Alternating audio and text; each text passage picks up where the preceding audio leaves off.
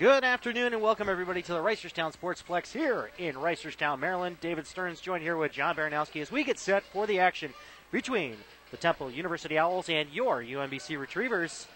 And this Saturday afternoon game, a little bit earlier than usual, John, as we're more accustomed to the 4:30 start and then a 5:15 on Sundays for the home games. But this one's a home and home. Stevenson University's women's team will be taking the ice after this one for late afternoon matinee, but this one, even earlier matinee, for the UMBC Retrievers against their rival, the Temple University Owls. No stranger to this UMBC organization, with Aaron Vogelai coaching there for a number of years before coming here 4 years ago. Well, it should be a great game for you. I mean, anytime you have a rivalry, it adds another level to things. And then Temple being not that far away, a team they've played a lot, a team history betwixt them, it should be good, Dave. Should be very good.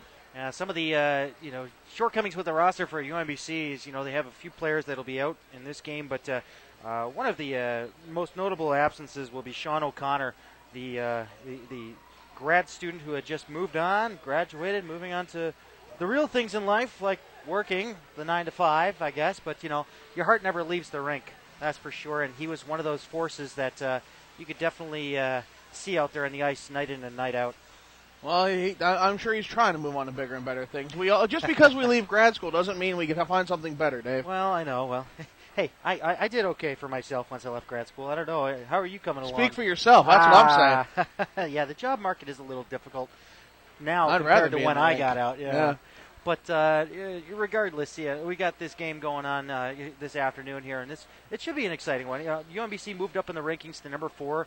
They were kind of the lowest they've gone, I believe, was number 6. So they've kind of elevated their game a little bit. But that difficult loss last week to Delaware with a 3-1 score, they played up at the Fred Rust Ice Arena in Delaware, up there in Newark, and last year, when I went up there to call a game, they played on the Gold Rink, which is the NHL regulation-sized rink in the back. But the Fred Rust rink is an Olympic rink that is usually featuring figure skating. And so they had an opportunity to play on a wider rink. Obviously, it's a bit wider, John. How much wider? I believe it's only 15 feet, and that doesn't sound like much. Yeah. But when you start thinking in how much space a player needs to make major changes, how far someone like Pavel Datsuk will actually dangle, that 15 feet goes a long, long way. Makes a huge difference, yeah. So, there's a big difference there. And believe it or not, there's a lot of difference in the conditioning. Teams that don't play often on Olympic-sized rinks typically are at a disadvantage on them simply because you're going that much further each and every shift. The Soviets figured out for their hockey team that the average player skates 4 miles a game. All right. Which is why Anatoly Tarasov made sure all of his players would skate 8 miles for every practice. So, if you're not ready for that, if you're not prepared to go 5 miles, say, you're not going to make it quite the same, and it's going to have an impact. Now, UMBC did turn it on a bit at the end there, but it was too little too late, just trying to reach deep and find that extra gear, and it only went so far. They just ran out of time on that because it looked like they were trying to climb their way back into it. However, there's only so much you can do. No one goes undefeated. No one goes on these massive tears. It's hockey. That's why you usually play series in the playoffs, simply because a couple bounces of a puck will completely change a contest. Exactly. For those of you just joining us, we're about 10 minutes away from game time here. You're tuning in here to the Play It Again Sports pregame. Play It Again Sports, visit them in Ellicott City for your sporting needs as we get set for the matchup against Temple University. And as we mentioned before, Aaron Vogelai spent some time there along with his associate head coach or assistant coach. I forget the title there. I believe it is assistant coach, Jeff Pellis. He also played for Aaron and then also helped him out there in Temple, and now he's here. And there's still a lot of connections between these two teams. Aaron has coached the now current coach for Temple and Ryan Frayne. And also Andrew Traynor stayed on with the team after he left last year, and he is helping out on the defensive end of things. So, a lot of familiar faces. Kurt Nosey is still on this roster for Temple. He played for UMBC his freshman year, so familiar faces indeed. So, and looking at this roster, it hasn't deviated too much from last year. A lot of names are still on here like Pisco and Malinowski and the like, and, of course, Chris Mullen, their goaltender as well. So, it's not too different of a team, but things have been kind of in transition after Jerry Roberts stepped down as the coach. He was their coach for the years that after Aaron Vogelai left the program, and they're in transition right now. This is a new season under Ryan Frayne, so it's a different direction this team is going in as far as its leadership and organization. So, right now sitting at number 14, in a transition year, you can't say that that's too bad. And they still have room to grow here to move on up in the rankings to hopefully make a bid there for themselves in regionals. No, I mean, absolutely. Being ranked is already some measure of success, a truly tangible measure of success. I can remember from my own experience in Division I hockey with Robert Morris University Colonials out of Pittsburgh, Pennsylvania. They were a perennial all-star team. Really, they had won 48 out of their 52 conference games. Wow. in their time in the ECHL, the Eastern Collegiate Hockey League. And then when their coach left, the entire program went downhill. Numerous players left. There was no stability at the top. They rotated through a couple of people. And, they hit rock bottom with some 3-win seasons right thereafter. And they're working their way back up. Rebuilding it's a process. But let's face it, transitions always take a toll. It's almost never a seamless transition. Yeah. It's so exceptionally rare that it's expected. And to be ranked 14th following that is really a testament to how well the transition actually is going. Yeah, and it shouldn't be too, hard to make their transition back to success because, just a handful, well, not even a handful, less than a handful of years ago, I think it was 3 years ago now at this point, they made it to regionals and they advanced on and went to San Jose for the nationals. And, they had their opportunities. And, of course, the goaltender's name slips my mind right now, but they had a great goalie, and I believe it was Will Neifeld, actually, as it comes to mind at the moment here. You need to build your team around some key players like that. And, Andrew Traynor was a guy that they built the team around as well defensively. He was definitely noticeable out there on the ice. And moving forward, they need to find their key players that they can build this team around. But then when you look at the other side of the coin with like a team like UMBC, they're up at number 4 right now, but battling through some issues with some of the players on the team, with either eligibility issues or some injuries that are nagging them or whatever the case may be, or even just graduating and losing a key player like Sean O'Connor. You have to, move on from that and continue straight ahead, just keep your eye on the prize and shoot for it. I mean, this team, they're perennially, I'm not saying the word correctly. Perennially. There's another letter in there that I forgot about. They're always sitting there right knocking at the door for the auto bid because number 1 and 2 automatically go to nationals. They've been so close. They've sat at 1 and 2. Well, maybe not as high as 1, but at 2 a couple of times in the years past that, with my broadcasting experience with UMBC. And they just knock at the door. And right now, sitting at number 4, they're knocking at the door. But the question is, what is the next step for them to actually push ahead to number 3 and number 2? I think one of the obvious answers to that is sweep out this weekend and then take out Virginia Tech and Liberty next weekend. Liberty is just a step above, or actually below, I beg your pardon, UMBC. But Virginia Tech sitting up there at number 2. They're the team to beat. And we're going to see that down at the Roanoke Civic Center. We're going to be down there broadcasting that game, so tune in here on the Cross Ice feed for that action.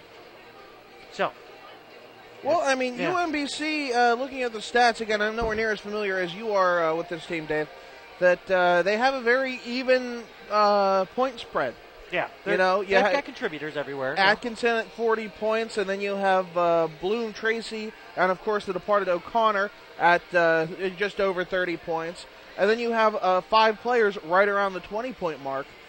Really, it's a well spread out offense, and that explains a lot why they're at number 4.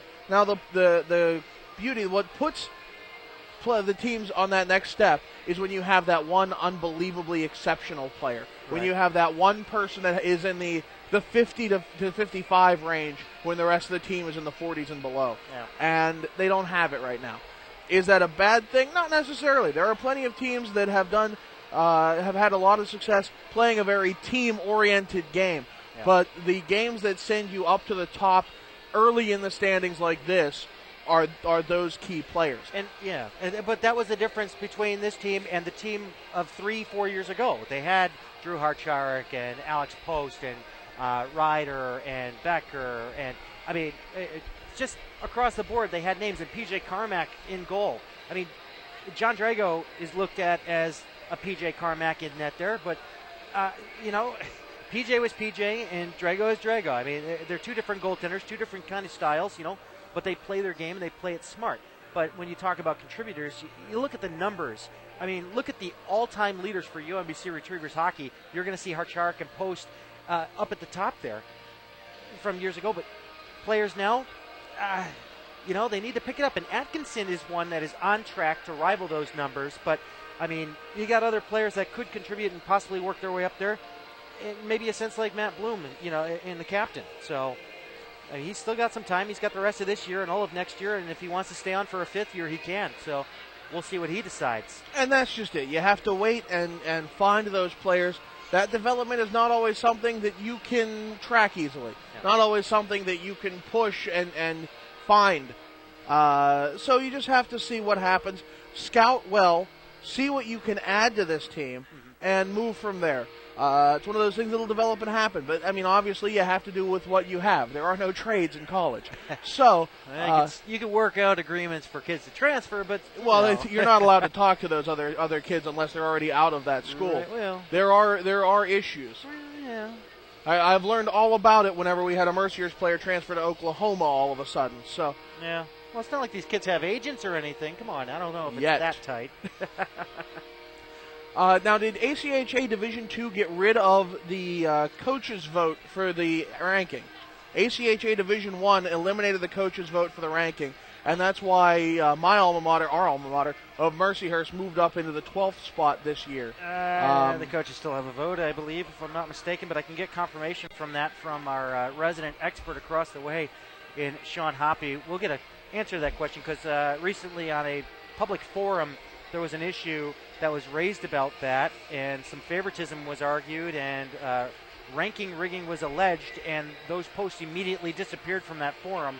And, quite an interesting topic you bring up there, John, and I'm sure you didn't know you walked into it like that, and I'm sure you had no prior knowledge No, of I it. had no idea. I'm really good at stumbling into things. If you have a secret, it's better to let me know so I don't accidentally find it. I'm really bad at that. It's a knack. Yeah, maybe I shouldn't have said anything, huh? No, maybe you should, or maybe you should have told me beforehand and I wouldn't have mentioned this topic. Well. But, that's exactly what was happening at the Division I level. You had teams that would simply never lose the rankings simply because they were always there. Teams that had 500 records, losing to great teams no less, but them sitting well above teams that had almost won out their conference. So eliminating the human bias would certainly help. I see. Are you referring to that computerized ranking system that somebody out there on the D1 level does on a weekly basis? Have you seen that? No, but I know the ACHA Division I is all computer now. Is it really? Yes. So they must have taken that idea from that forum I referenced. They eliminated the coaches poll. Interesting.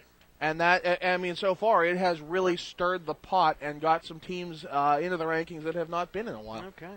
Well, as you notice, we're in a different position here. The teams are coming out here. We're just about to get things underway. Stay tuned. Retrievers taking on the Temple University Owls right here on Cross Ice Feed. Well, I guess they're locked right. Welcome back, everybody.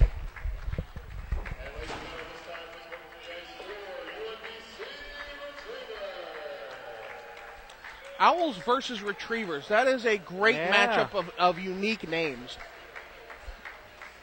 The wise ones and the rabid ones. As we get our opening festivities underway here at the Reisterstown Sportsplex. Oh, there's our camera guy. He was looking as to where he is today because we are in a new position in the Reisterstown Sportsplex. I think it better.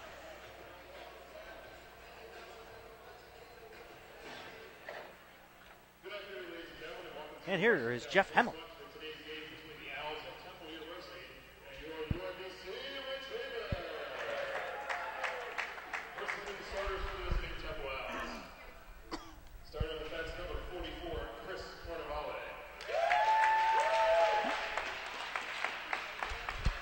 Can you move that up any for him?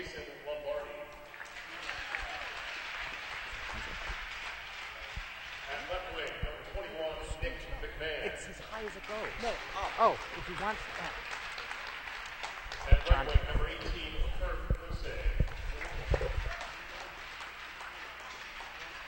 At center, number 17, Greg Kalinowski.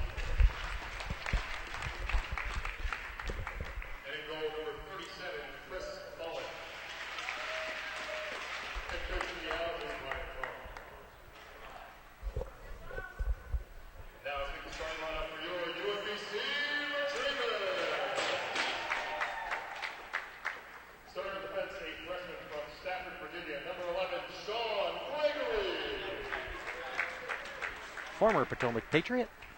Also defense, a sophomore from Kingsville, Maryland, number 3, Matt Bailey. A local. At left wing, a sophomore from Ellicott City, Maryland, number 22, John-Luke Durante. Another local. At right wing, a freshman from Vacaville, California, number 7, Ryan Atkinson. From way out west. Center, a junior from Ellicott City, Maryland, number 12, Matt Bloom. And the captain, Matt Bloom. And in goal, a junior from Guttenberg, New Jersey, number 1, John Drago. Who else but Johnny Drago, starting in goal, up against Chris Mullen for Temple. Anthem, opening faceoff, and the Catch-22 starting goaltenders.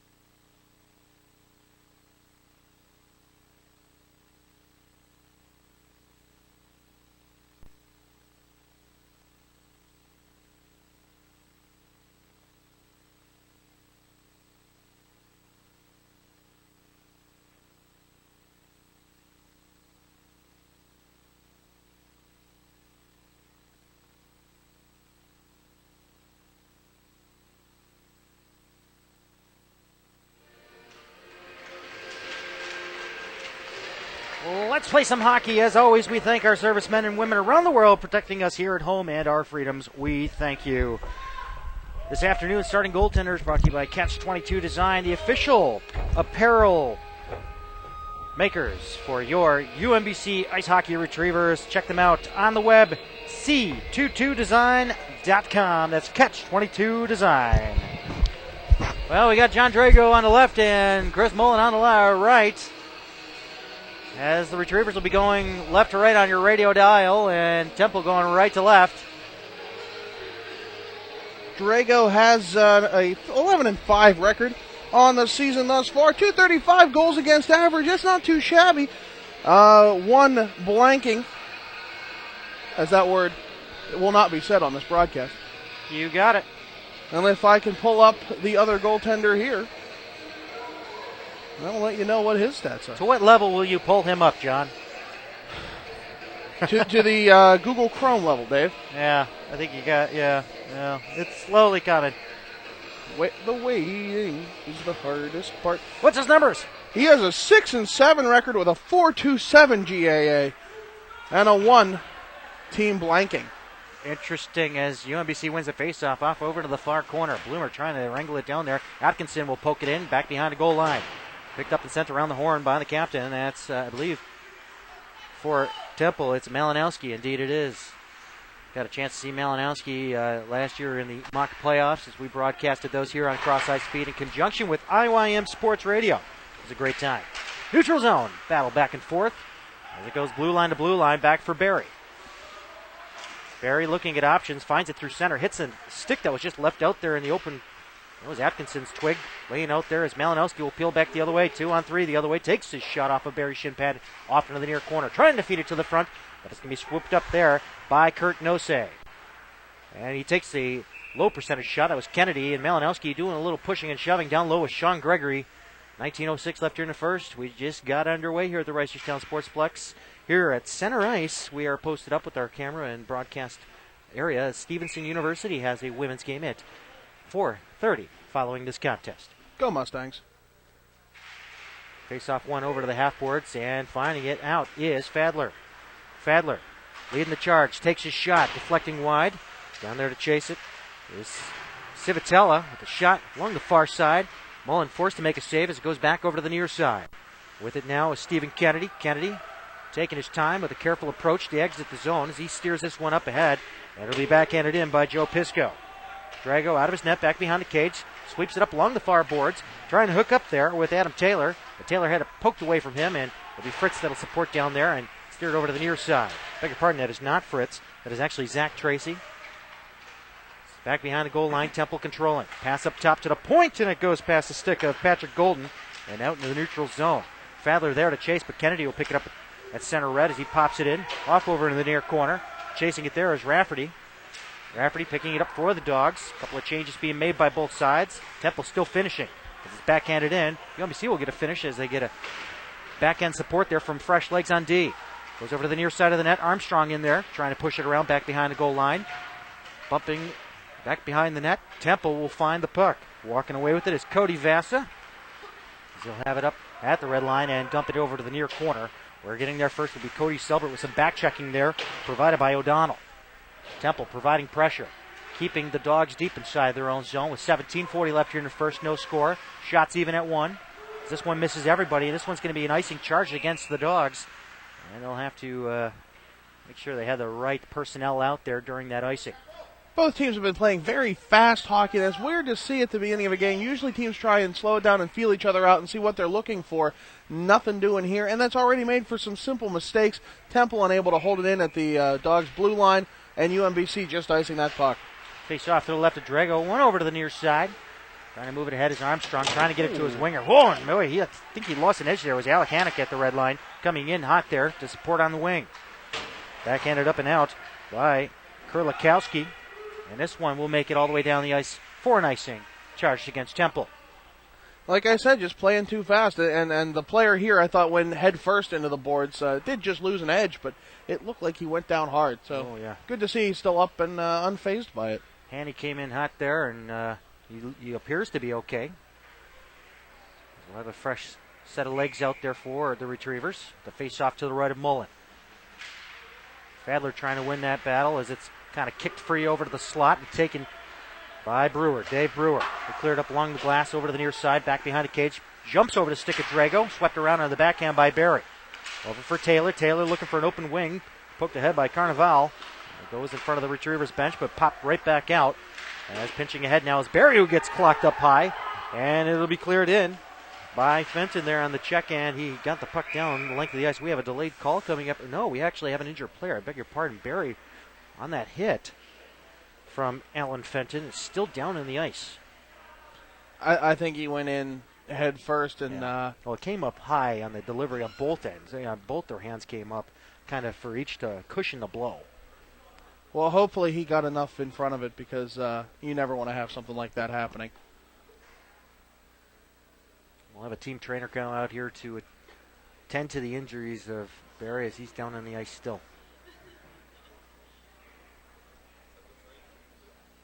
Hopefully everything's all right here as we got 16:46 left here in the first. A couple of hard checks and awkward kind of falls.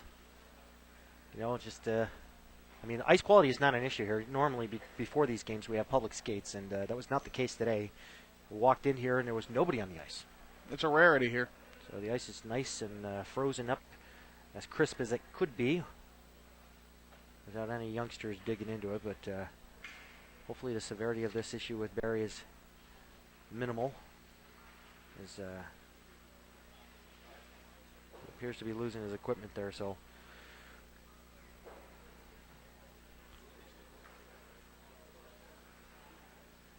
well, on the feed side, we'll take a moment to step aside here as we await. Yeah, let's go ahead and step aside, and we'll bring you the update as soon as we know something. We'll throw it to a commercial break. Stay tuned. It's Retrievers Hockey here on Cross Ice Feed. Welcome back, everybody. He is off the ice, and it appears it's actually his leg, and that's better than a head injury or anything of that matter. So hopefully the trainer can assist on this, and if we have to, we'll get some emergency medical technicians out here. I mean, the both of us have had knee surgery, and I had a torn ACL, and at least the recovery is a little more straightforward than a head injury.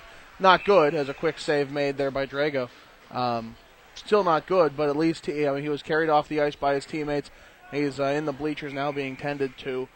I mean, really, it's better than a major concussion. I'll tell you that. We'll keep you posted on the injury update for him, as this one's off on the far side of the Retrievers zone. There was no call on the play. I'm not sure if it warranted one at that, just the way they kind of collided with each other in front of the Temple bench. I'm guessing because he went airborne the way he fell down, so we'll let you know what we find out. So it comes up along the near side, kept in there by Citavella, but it comes out into the neutral zone where it's popped right back in by Joe Pisco. Back to chase is Ben Rafferty, taking it back behind Drago, stopping over to the near side. He'll go back as got some Retrievers streaking up the ice here along the wing. Hannock trying to put that, beg your pardon, Tracy trying to put that puck ahead. And it'll be picked up and slapped in by Adam Taylor. This one behind the red line, and it will be an icing against the Retrievers. 16:01 left here in the first. Nothing score. Slow going here as we had an injury break. Took us out of the action there as we started to get the flow in this game. There was a good solid flow there in the beginning. I mean, obviously some weird bounces and hits that just, left us scratching our heads going, which direction is this one going to go? Well, I mean, it might give us a chance to slow the game down a little bit and have the teams have a little more control of the puck at each shift. Shot right from the point. The rebound, Nosey trying to jam it home. Bounced over his stick. Over to the near side. Carnival couldn't keep it in. As it comes out, McMahon's going to choose to skate away from it as Lombardi will take control of it and dump it in over to the near side. Not deep enough there as the Retrievers are bouncing it back and forth. Over to the near side. The clearing attempt there by Kelly was foiled. Now a second attempt will get it out to the neutral zone in front of the timekeeper's box. And trying to clear it right back in was Temple. And it was the stick of Carnival that could not get it past. As Mullen will stick it aside. Over to the far post. Carnival over to the near side for Nosey, who plays a deflection up along the wing for Malinowski. Malinowski with the flow, coming across the blue line. Into the high slot. Takes his shot. A blocker save by Drago. Goes airborne. And Selber tried to glove that one down, but he'll end up with it back over behind the cage and over to the far side as he takes it up and presses on into the neutral zone as he clears this one over the heads of everybody, deflecting off a Temple player. No icing. Down to Chase. Brandon Fritz with it now. On his backhand, trying to scoop it back behind the goal. It goes up into the air and he will be played with a glove pass. No, referee waved it off. Linesman back here called it. Maybe he was looking for the high stick and he was looking for the hand pass, but we'll get a hand pass and we'll get a face-off outside in the neutral zone in front of the Temple bench. I definitely think it was a hand pass. I was waiting for that to get called. This one will come all the way down. Next to Drago on his left. 15:02 left here in the first. Still no score. Matt Berry out with an injury. This roster not getting any breaks. I mean, we'll see what happens here, especially on the defensive side. So Kennedy coming in for that draw as getting tossed out of there was Pisco. And getting tossed out is Bloom for the Retrievers, and Atkinson will come in. So both opposing centers being tossed. Wingers coming in to take the draw. One back by UMBC into the far corner. Trying to kick it around there is Sean Gregory. Gregory's got it in his feet. Trying to maintain position there, waiting for support. He loses it to Kennedy, but Kennedy will turn it over to the Retrievers with a nice backhand between the legs pass, but it comes up to the point, deflected through. Carnival's shot saw one stick redirect up front, going wide, off into that far corner. And Temple having some great offensive zone time here. Comes up along the near side. Kennedy trying to go short side, but holding that post is Drago. Comes over to the near wing now, trying to pop it out there is Selbert, but it comes up to the high slot. Pisco turns around, takes a shot. Glove save by Drago. The rebound, another stick save there by Drago.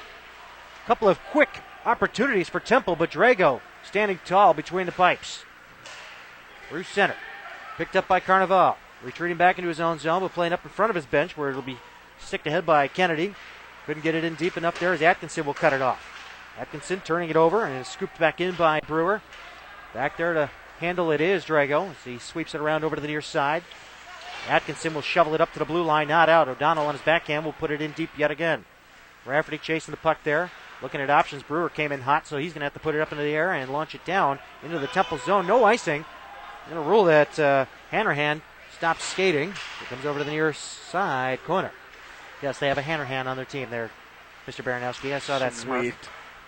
I wondered, I prairie dogged on that. What? No icing. Temple wins the race. I know. I knew it would pique your attention. They're like, squirrel. Shot and a save there. Drago steering it off over to the corner, and as it comes up, Taylor trying to work his way around a couple of Temple players. The Owls are going to come back now with Brewer. Brewer across the line over to the near side for Vasa. Vasa putting it into the corner, and this one will be cleared up and out of play as it went out of the protected netting and into the crowd. 13-11 left here in the first. Nothing scored. This is the first game of a home-and-home between UMBC and Temple. Tomorrow they'll do it all over again up there in Philadelphia. Fans here are a lot like Cubs fans. He wanted to toss that puck back. Yeah. We don't want it.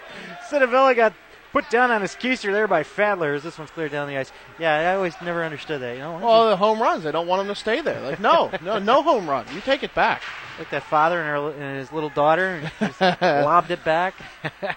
Poor guy. Yeah. Oh, and Selbert losing an edge there, and a shot coming immediately from Brewer. Drago making a save. We got some pressure from Temple, and he'll opt to have that face-off. Yeah. Well, I mean, that really shows how much it matters for that one stride. That's really all he left was one step. All he lost was one step, and that was enough to really change the angle of things and put Drago in a much more difficult situation. 12:46 left here in the first. Temple out shooting the Retrievers 9-1. As Atkinson will take it ahead now, trying to drag it through, taking a shot blocked at first. Rebound left up in the slot. A lot of Temple players there will scramble to find it, and it'll be Fenton, I beg your pardon. Take it through center himself there, trying to get around Selbert. Selbert takes him out. Oh, baby. I don't know, it's just kind of the way his stick was that he kind of tumbled over him. But regardless, the hit saves the day as Fenton was coming in hot there. Out through center, Atkinson across the red line, across the blue line, into Temple territory. Has it sticked away, he'll chase it. Slapping it to the front, no retriever there to retrieve it. And it comes out into the neutral zone where it'll be picked up by Matt Kelly. Going D-to-D there for Sean Gregory. He plays it soccer style off his chest and up ahead, but picked off by Carnival.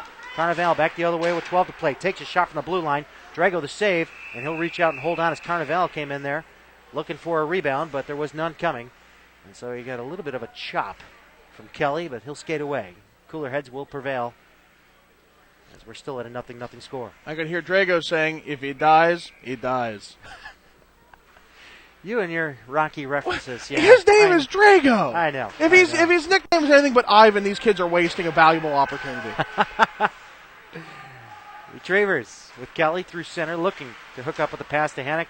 He didn't get it, but Armstrong will find it off of his skate. Fritz will deflect it in, chasing it down. Carnival will get there first, over to Nosey along the near wing. Trying to clear it out. And another attempt there by the captain. Malinowski will take it out through center. Breezing his way around. Rafferty taking a shot going well wide over the near side blue line and kept in tight at the blue line by Lombardi. And it does get its way out by the Dogs, and Dogs will pick it up now with Hannock clearing it in as the Retrievers brush up on some changes for some fresh legs. Carnival. The pass up in the chest area of Nosey, and it's picked off. Taken across the line there. Here comes Bloomer. Bloomer winds up, takes his shot. Mullen makes a save. Going hard on the net there was Armstrong. I think he was guided into that thing with 11:04 left here in the first. Was he shoved into that, or was he just kind of looking for a pass? I think he was shoved, but I think it was his angle that made that go down a whole lot quicker. You know, it's a lot easier to be pushed down sideways on it with a skate already leaning. Just some simple physics going on. Bloom will take the face-off for the Retrievers. Jean-Luc being told to get back. Jean-Luc getting the face-off win, trying to steer it up to the blue line to a point shot, but it was out of the reach there, and Selbert just gets clocked there by Kennedy, who was playing the puck ahead, off into the far corner of the Retrievers zone. Back to Chase. It's Bloom putting it on his backhand. Over to the far corner, up along the high glass it goes. Selbert trying to hook up there with Jean-Luc. Bloom trying to reach for a pass that was out of his reach, or the puck at least. Comes over to the near side where Cittavella's going to put it on his backhand and out. In the neutral zone is it'll be Kelly back there to slow it down. Going D-to-D with Selbert with 10.5 to go here in the first. No score. Temple out shooting Retrievers 10-2. And with it, Atkinson trying to work his way around. The Temple defense as he gets crunched into the boards by Hanrahan. Hanrahan holding him there in position, but kicking it along is Atkinson. He's gaining some ground there, and the puck does squirt free. Goes off in the corner. Referee gets the worst end of that check. Right in the knee there as Hanrahan got taken out. Working it ahead now is Pisco. Pisco looking for an open winger here on long the near side for Kennedy. Kennedy across the line onside, takes his shot. And in the process there, he actually took out Jean-Luc. That shot was so powerful, it was like the Force. It just knocked him over. Halfway through the first period, 0-0. I worry about you sometimes. Use the Force, Luke. Jean-Luc, that is. Unfortunately, make it so, Dave. Didn't work on his favor with a shot there. Mullen, the glove save. Rebound off into that far corner. Taylor putting it airborne there. And it's squeezed out over to the short side there again. The same spot where Mullen stood tall on a great opportunity for UMBC. That was a really impressive save. That glove was not in the right position when that shot was taken. He reached out, he got it, and that's all that really matters. Neither goalie has been too good at holding on to that puck when they catch it. A lot of bats off the side of the glove. Yeah, rebound control is the name of the game right now, and if anything, those outside shots are the ones that they're holding on to, waiting for the face-off, because the pressure is right behind the shot. This one goes down for an icing against Temple. Well, Drago seems to move his glove a little more forward than I've seen most, so whenever he's reaching out at it, he's batting it on the upper inside there. And, I mean, that happens. It's one of those things where it's simple tweaks, but I really haven't had a chance to look too much here at Mullen and his stance. I'd say Drago is more of the, I guess, the stature of an attack dog, if you will. a blocking style goaltender? Is that what you're getting at? Sure. It's up to the blue line and out. A nice wrangle there by Taylor, who got a stick back behind him to get that puck ahead. Back and forth action here again in the neutral zone. Tracy playing it ahead, ducking out of a check, and Fadler will clear it in. As we see in the bottom of our screen, well, not your screen, but in front of us here, the medical crew is here to take Barry, presumably to the hospital for further examination. It's Taylor taking a shot. Gregory following up there as it didn't make its way to the net, blocked by the Temple defense Lombardi. Well, Lombardi is not a defenseman. He came back. Well, he is a defenseman, I beg your pardon. As it comes up to the blue line and not out. Rafferty was not there in position to keep it in. As teams scramble to make some changes. Rafferty pinching in high here. Coming in on the goal and taking a shot. Mullen made the blocker save. Steered off over to the far corner. Keeping it active in there are the Dogs. Rafferty will chase it down over to the near side. He is way away from his office to the blue line. He'll retreat back there. As Fritz will come out there to finish up the change for the Retrievers. 8:20 left here in the first, 0-0. Drago out behind the net there. Puts it up along the high glass and out of play.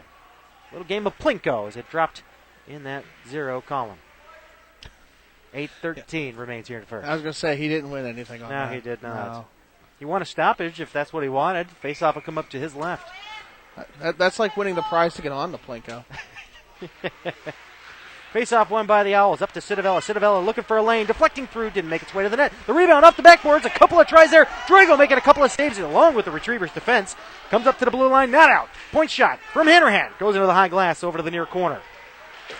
And it'll be Fenton. Looking for Cittavella. Dogs trying to peel back and kind of set things up behind Drago. Rafferty does have the opportunity to do so. He's coming in there. Are the Temple Owls. They're going to number 14 here on the ice that I don't know, but a 2-on-1 back the other way. Fritz looking for Hannock. Over to Hannock. Hannock couldn't handle that pass. It was a bouncer. The shot. It's Mullen with the save.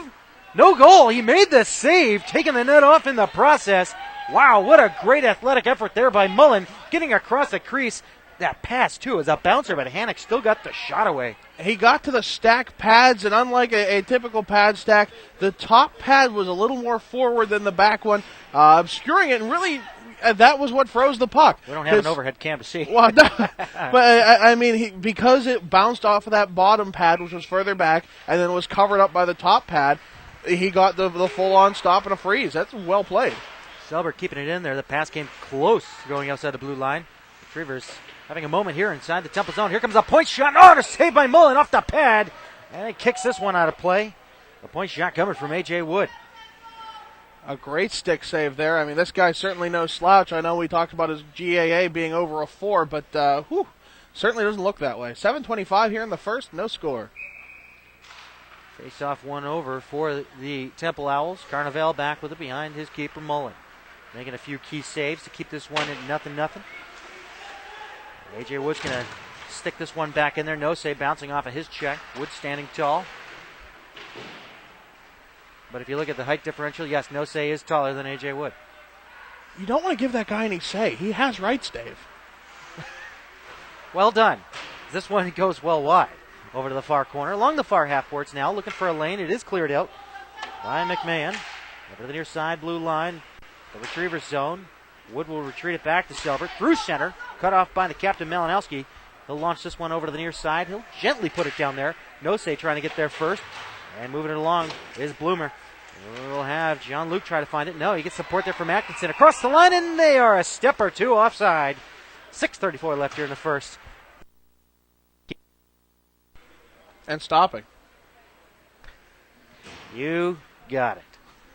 That's the only way I can respond to you these days. We called a game last night. It was Northern Virginia Community College versus American University. Wow, what an interesting game that was. You were quite the foil, Dave. Uh-huh. Quite the foil. I had nothing on most of those comments. Oh, we bounced well off of each other. It was great. Been a long time. Yeah, it's like being at Chuck E. Cheese. Down low, it's Tracy trying to find it, but the Owls will walk away with it. Through center, over to open wing, and out goes Barry.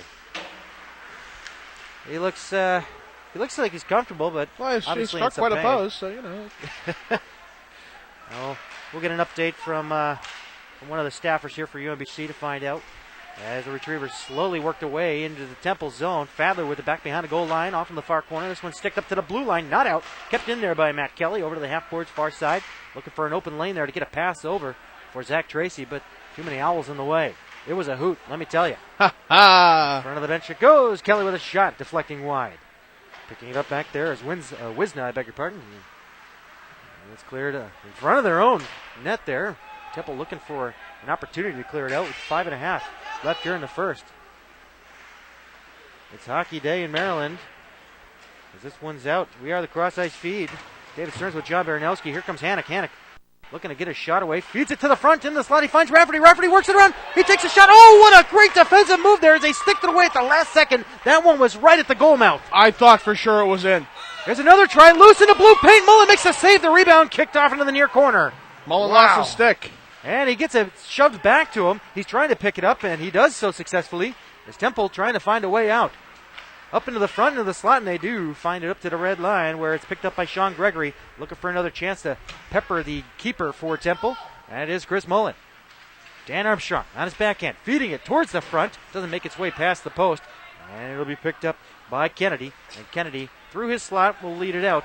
Through center, he has it poked away from him, but it's recovered there by Kurlikowski. Kurlikowski across the line, takes a shot. Glove saved by Drago. The rebound, he'll swallow it up. And we'll have some pushing and shoving up in front as Kurlikowski went in there looking for that rebound. And he is ushered away by the linesman. What an opportunity. 2 huge chances for the Retrievers. Sticked away by Mullen and company. Really well done. Both sides. Just some beautiful opportunities. Great shift. Great goaltending display here. 13-7 shots in favor of Temple, but those shots by UMBC quite dangerous up front. And credit to the defensemen that supported as well. They had that crease well covered. And sent up along the far wing. There's Jean-Luc playing it ahead now for Bloom. Both those guys hailing from Ellicott City, Maryland. Dan Durante, brother of Jean-Luc, graduated last year. We had the Ellicott City trio last year on this roster. As this one's cleared in, Mullen's going to reach out the paw, and he'll hold on with 4 even left here in the first. 0-0 score.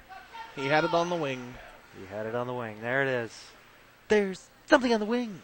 Something. With the face-off to the left of Mullen. As Coach Vogelai, he's got a few things I'm sure he'd like to say to these guys between the periods. You know, the aggressive forecheck of Temple is definitely the difference maker in this one so far. But when they get set up inside Temple zone, they're dangerous themselves. And it's played up top of the slot. And trying to take that shot through is Adam Taylor as it goes wide. Picking it up, DJ Fadler, trying to scoop it to the front where Taylor is sitting right at the top of the crease. And it comes out to the top of the blue line there. Not out. Kept in there. Nice effort. It's getting popped from behind was A.J. Wood. I thought for sure that was outside. Well, it was there. We'll take it. Has to go completely cross the line. I thought it had. A fortuitous bounce. You need to get those glasses checked there, sir. I know, you just got him right. Counterval putting it up and out in front of the Temple bench. Wood couldn't keep it in there. Slapped in by our number 14 mystery man for Temple. We'll get a name when he skates by if he could ever so gracefully kind of show us that nameplate. Well, I'd look for it, but my glasses aren't good enough, apparently. I guess so. It is McKenney. McKenney. There you go, McKenney. That is our number 14. I'm guessing he's Justin McKenney, who's listed at number 27. Okay. New jerseys this year, and they must have done a little shuffling. McKenney with it over and along the near side. He'll pop this one deep. Drago out there with the puck, trying to put it up along the glass. He had his own player in the way. And it's cleared out in the neutral zone. Wood got in the way of that one, but Hannock trying to track it down, but Cittavella's going to put it up for Carnival, and Carnival's going to put it deep inside the Retrievers' territory. Temple making some changes. Down there, Fenton putting some pressure on the Dogs. Rafferty trying to steer it away from him. Fenton trying to squeeze it up along that far post, and Drago's going to reach out, and he'll find it. He reached out and touched base. Oh, man. A lot of traffic up front there, and that X-ray vision paid off. That surgery, though, I hear is terrible to recover from. 2:27 left here in the first. Face-off will come up to his left.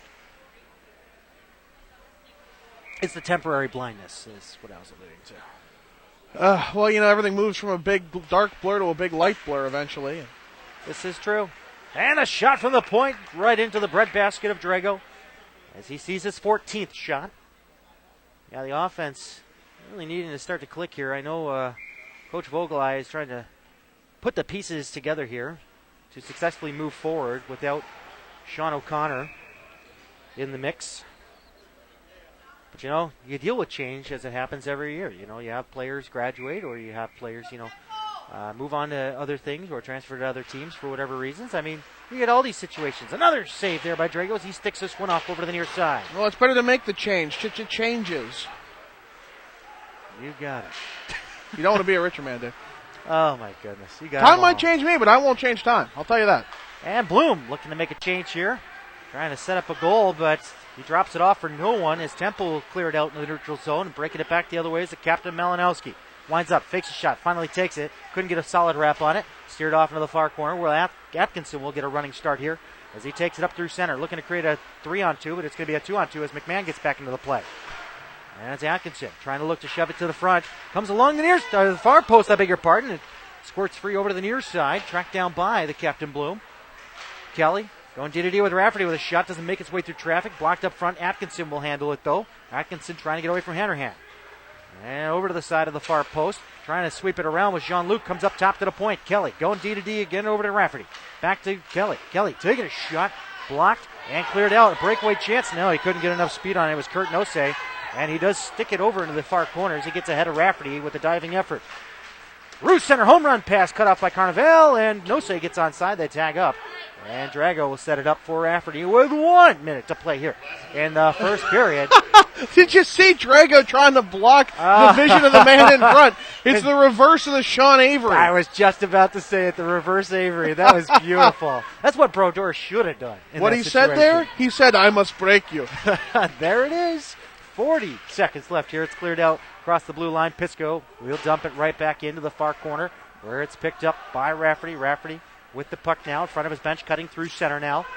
Through center ice, across the red line, up to the blue line, dumps it in with a half a minute to play here in the first. Nothing score. Temple University here visiting the UMBC Retrievers. Tomorrow, they'll travel up to visit Temple in a home-and-home series. 15 seconds to go here in the first.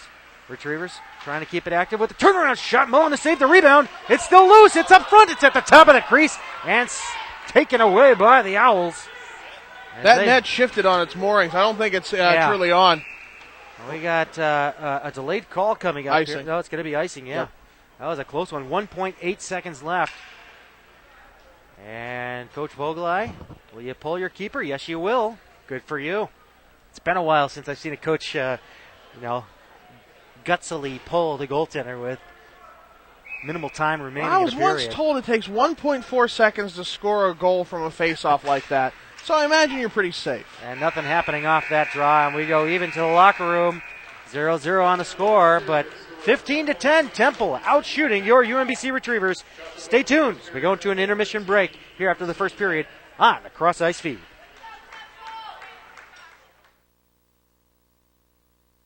Welcome back, everybody, to Reisterstown, Maryland. David Stearns with John Barron. As we get set for some second period action. We are at 0 apiece. But you know what? Man, what a showing from both teams. The opportunities were there, but both goaltenders standing on their heads. Man, Mullen and Drago going toe-to-toe in this contest. Some great, fantastic saves, but also some miscues from Mullen, but great recovery from the defense of Temple. Well, I mean, a lot of how good a goalie plays depends on the defense in front of him. And there will be a lot of changes based on that. If a goaltender just rolled away from him. No. Awesome. You are awesome. Thank you.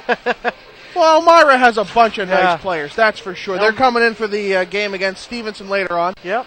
I might have to lessen my tone. Elmira was Mercyhurst, our alma mater, their big rival when they were playing NCAA Division III hockey. Oh, wow. And you know the history, that's for sure. Oh, cool. Mercyhurst, before they had the rink, had to play their home playoff game in Elmira, and that's why Mercyhurst built their own rink, because they were not going to do that again. Roger that. UMBC went in the faceoff with Temple stopping it up at the blue line. Stopping it there was Lombardi. Lombardi trying to clear it out, I beg your pardon. It's Malinowski's going to take it back. Yes, we are in the bleachers. Malinowski with a shot, glove down by Drago. The rebound. Oh, what a save by Drago as he came out and challenged the rebound on Kurt Nosey. Another shot coming from the point goes wide. Over to the near side, chased down to the corner by Kelly. Matt Kelly. And sending it back and forth here. He'll get a return pass. He plays it through center, deflecting before the red line. This one, no icing as Atkinson will get there first. And he plays it off the back of the net, trying to scoop it to the front. On his backhand, it's loose. And it's pushed back behind the net, and the net is pushed off its mooring. He says, we'll get a stoppage here with 19:16 left in the second. What a rush there. Atkinson with a burst of speed, wiping out that icing. Is Reisterstown using the old magnets from the NHL? I think they're used magnets when they had magnets under the ice to hold the posts on. Back to that again. Did not work well. Let's bring the glow puck in too, huh? Fox tracks. Let's. My favorite obscure thing to bring up. And Cody Selbert, point shot. Over to the near side boards. In there with a check is Adam Taylor as it goes around the horn. Temple going to opt to go to the other side. Nosek couldn't get it in his reach. A point shot fluttered its way through, and it almost bounced past Lombardi. But Lombardi will recover, and Malinowski's going to peel away with it now along the left wing. Temple going left to right. UMBC going right to left. Coming back the other way. It's Gregory across the line. Takes his shot, and it goes wide. Over to the near side half court. It's kept in by Zach Tracy. And getting bumped from behind there, Gregory trying to move it along. And it'll be scooped back by Taylor. Up to the front and trying to set up that slot shot for DJ Fadler. But it's cleared out into the neutral zone and back to the retriever zone. Carnival coming in hot there as Tracy will move it ahead there for Taylor. With a return pass to Tracy around the back, trying to clear it past Malinowski. A second attempt here by Taylor as he comes into the Temple zone along the near wing. Trying to shove it up to the front there, looking for Zach Tracy, who is breaking in. Fadler tied up there, and we're going to have a delayed call. Fadler's probably going to go for hooking. Yeah, deservedly so. It was one of those things where he lifted the stick and did an excellent job of it, got the man off the puck, and then he didn't relinquish. He never let go of that, and he kept the stick up. And it might have gotten held in there, but he still initiated, so you're going to be the one who's called for it. Coach Vogel, I looked on in disbelief, and he kind of bent backwards. He almost went at a 90-degree angle. He's got some very flexible. So the face-off to the right of Drago. Comes up top. Hanrahan keeping it tight along the blue line for Lombardi over to the near side. Atkinson getting wrapped up there with Lombardi, but back effort here by Rafferty, who's pinching up high, and he gets taken down with the hook. The evidence is there. The stick went down with him, and we're going to go 4-on-4 as Mullen comes out to touch the puck. So only 19 seconds ticked off the DJ Fadler penalty, and just like that, we're going to 4-on-4 hockey. I mean, I don't want to say that Rafferty sold that at all, but I mean, he was rolling like the Rolling Stones. So, yeah, he just kind of slid. He slides and slides. Oh, you get the grin on his face, and just like ha ha ha ha ha. So, it could have gotten a holding. But you know what? That's all part of the game, though. You got to know when to sell a call because it happens. So a very abbreviated first power play for Temple. Now we're back to even strength as the penalty. These are the first penalties.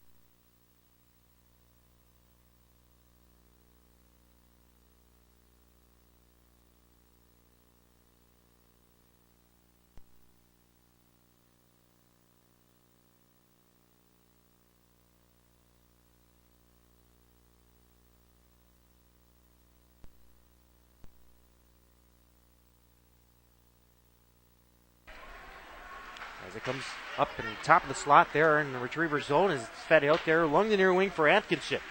Atkinson winds up, takes a shot, hits the glass, goes wide, but kept in along the far blue line by Rafferty. You got to give it a second try to gain control as he's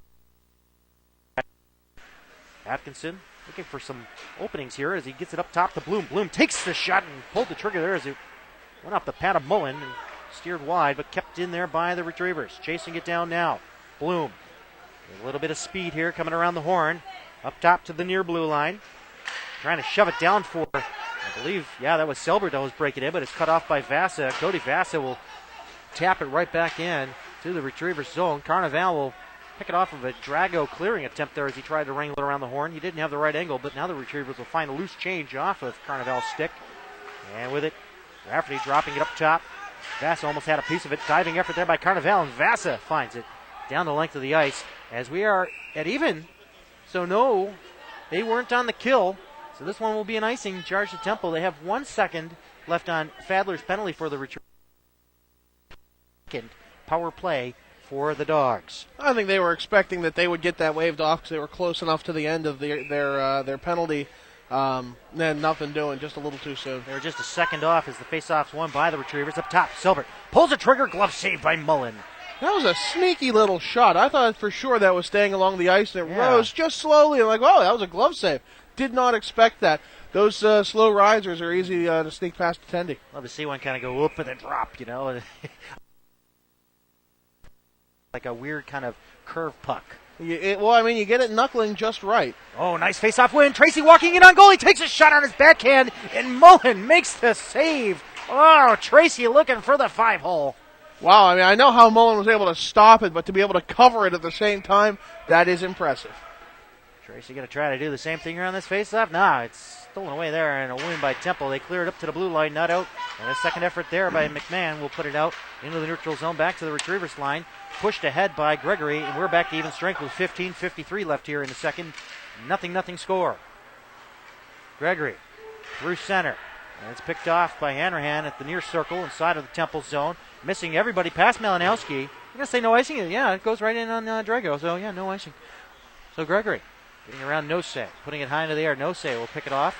And it'll be turned over to Fadler. Fadler walking across the Temple line. Comes in, takes a shot. Oh, just missed the near post. Trying to reach out there with the stick, Ryan Miller style, was Mullen. And Malinowski finds an opening. Trying to cut his way from the outside. Comes in, takes a shot, and it goes off Kelly, who played him just right, lined him up. And the Retrievers will have the puck off into the far corner, but Malinowski is not giving up. Malinowski getting hauled down there. It'll be Fritz trying to clear it up and out. Went off the stick of a Temple player, and that was Stephen Kennedy that was up close there. Wisna putting it in deep. Drago will be back there to put it up along the near side where it came from. And it's scooped right back. A little ping pong along the near boards.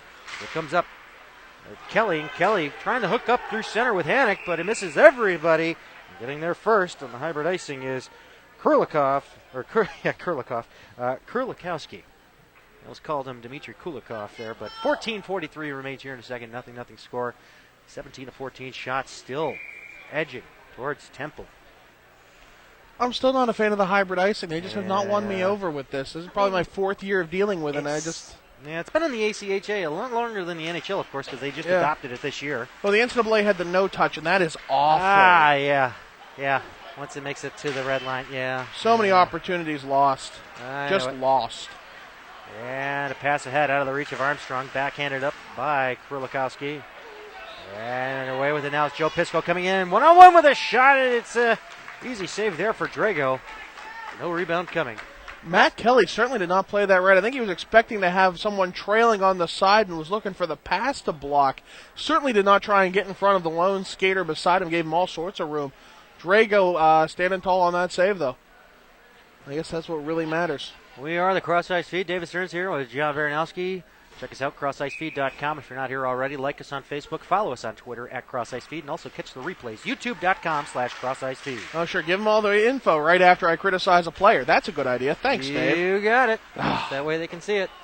Live and that way they can tell me all about it, yeah. Yeah, exactly. Nice, easy play this game in HD like we do all games. Fed to the front. Oh, great save, Mullen. 14 minutes left here in the second. A one-time point-blank shot stuffed by Chris Mullen. I think sometimes you just run out of real estate. I think that might have been from just a little too close. They have nowhere to go with it. Obviously, he doesn't have a hole in the center of his chest. Face-off won by the Retrievers. Up top, Temple trying to push it out, but it's open here for Bloom, who comes in, takes a shot, kicked away by Mullen. The rebound coming up front. Turnaround shot. Couldn't get a solid wood on it. It comes up top, far blue line with a point shot, does not make its way through traffic. That was Brady Keel pulling the trigger. And with it now, Cody Vasa. Over to the near side boards, into the corner. Drago coming way out of his net to play it. Chops it up for Jean-Luc Durante. Durante on his backhand, up to the blue line, not out. Carnival takes a shot, redirect up front, they score! Brewer taking a shot off a deflection there and beats Drago 13-29. Left here in a second. The Temple Owls hoot first. You know, I was looking for a pun for Brewer, and you say that, and I got nothing. He brewed one up. It was a strong pot of coffee. I worry about you sometimes. You really should get checked. No, I mean, it was a heck of a goal in front. He fought his way into the cage. He came across. There was, an opportunity, and I thought Drago had it, but, one too many times being knocked at it. They're been good all game, and finally they put one on the board.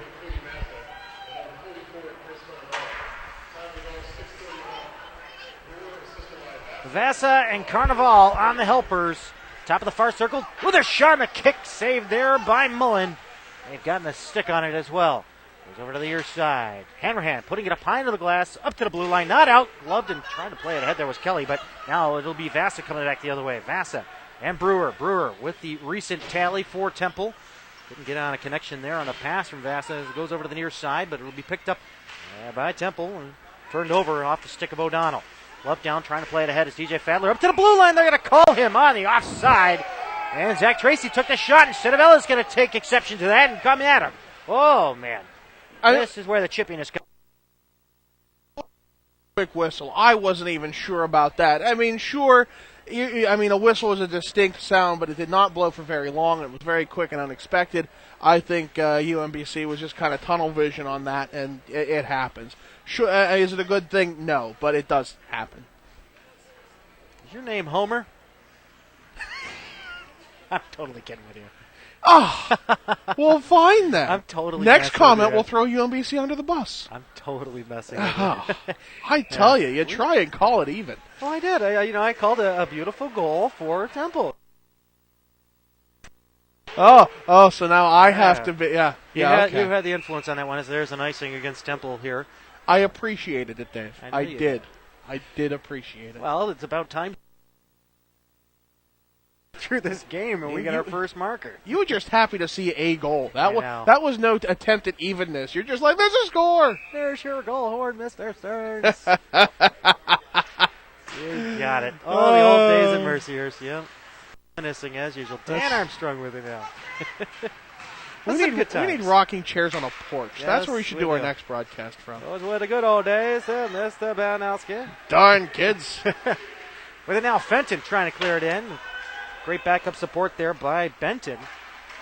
So Fenton and Benton combining on that. And now Lombardi's going to chase it down. And he keeps going with it along the near side. Turns it over to Hannock. Hannock had it stripped away from him as Benton will recover it over to the near side. Up to the point and not out. Kept in there by Gregory. Comes up. Turns it over.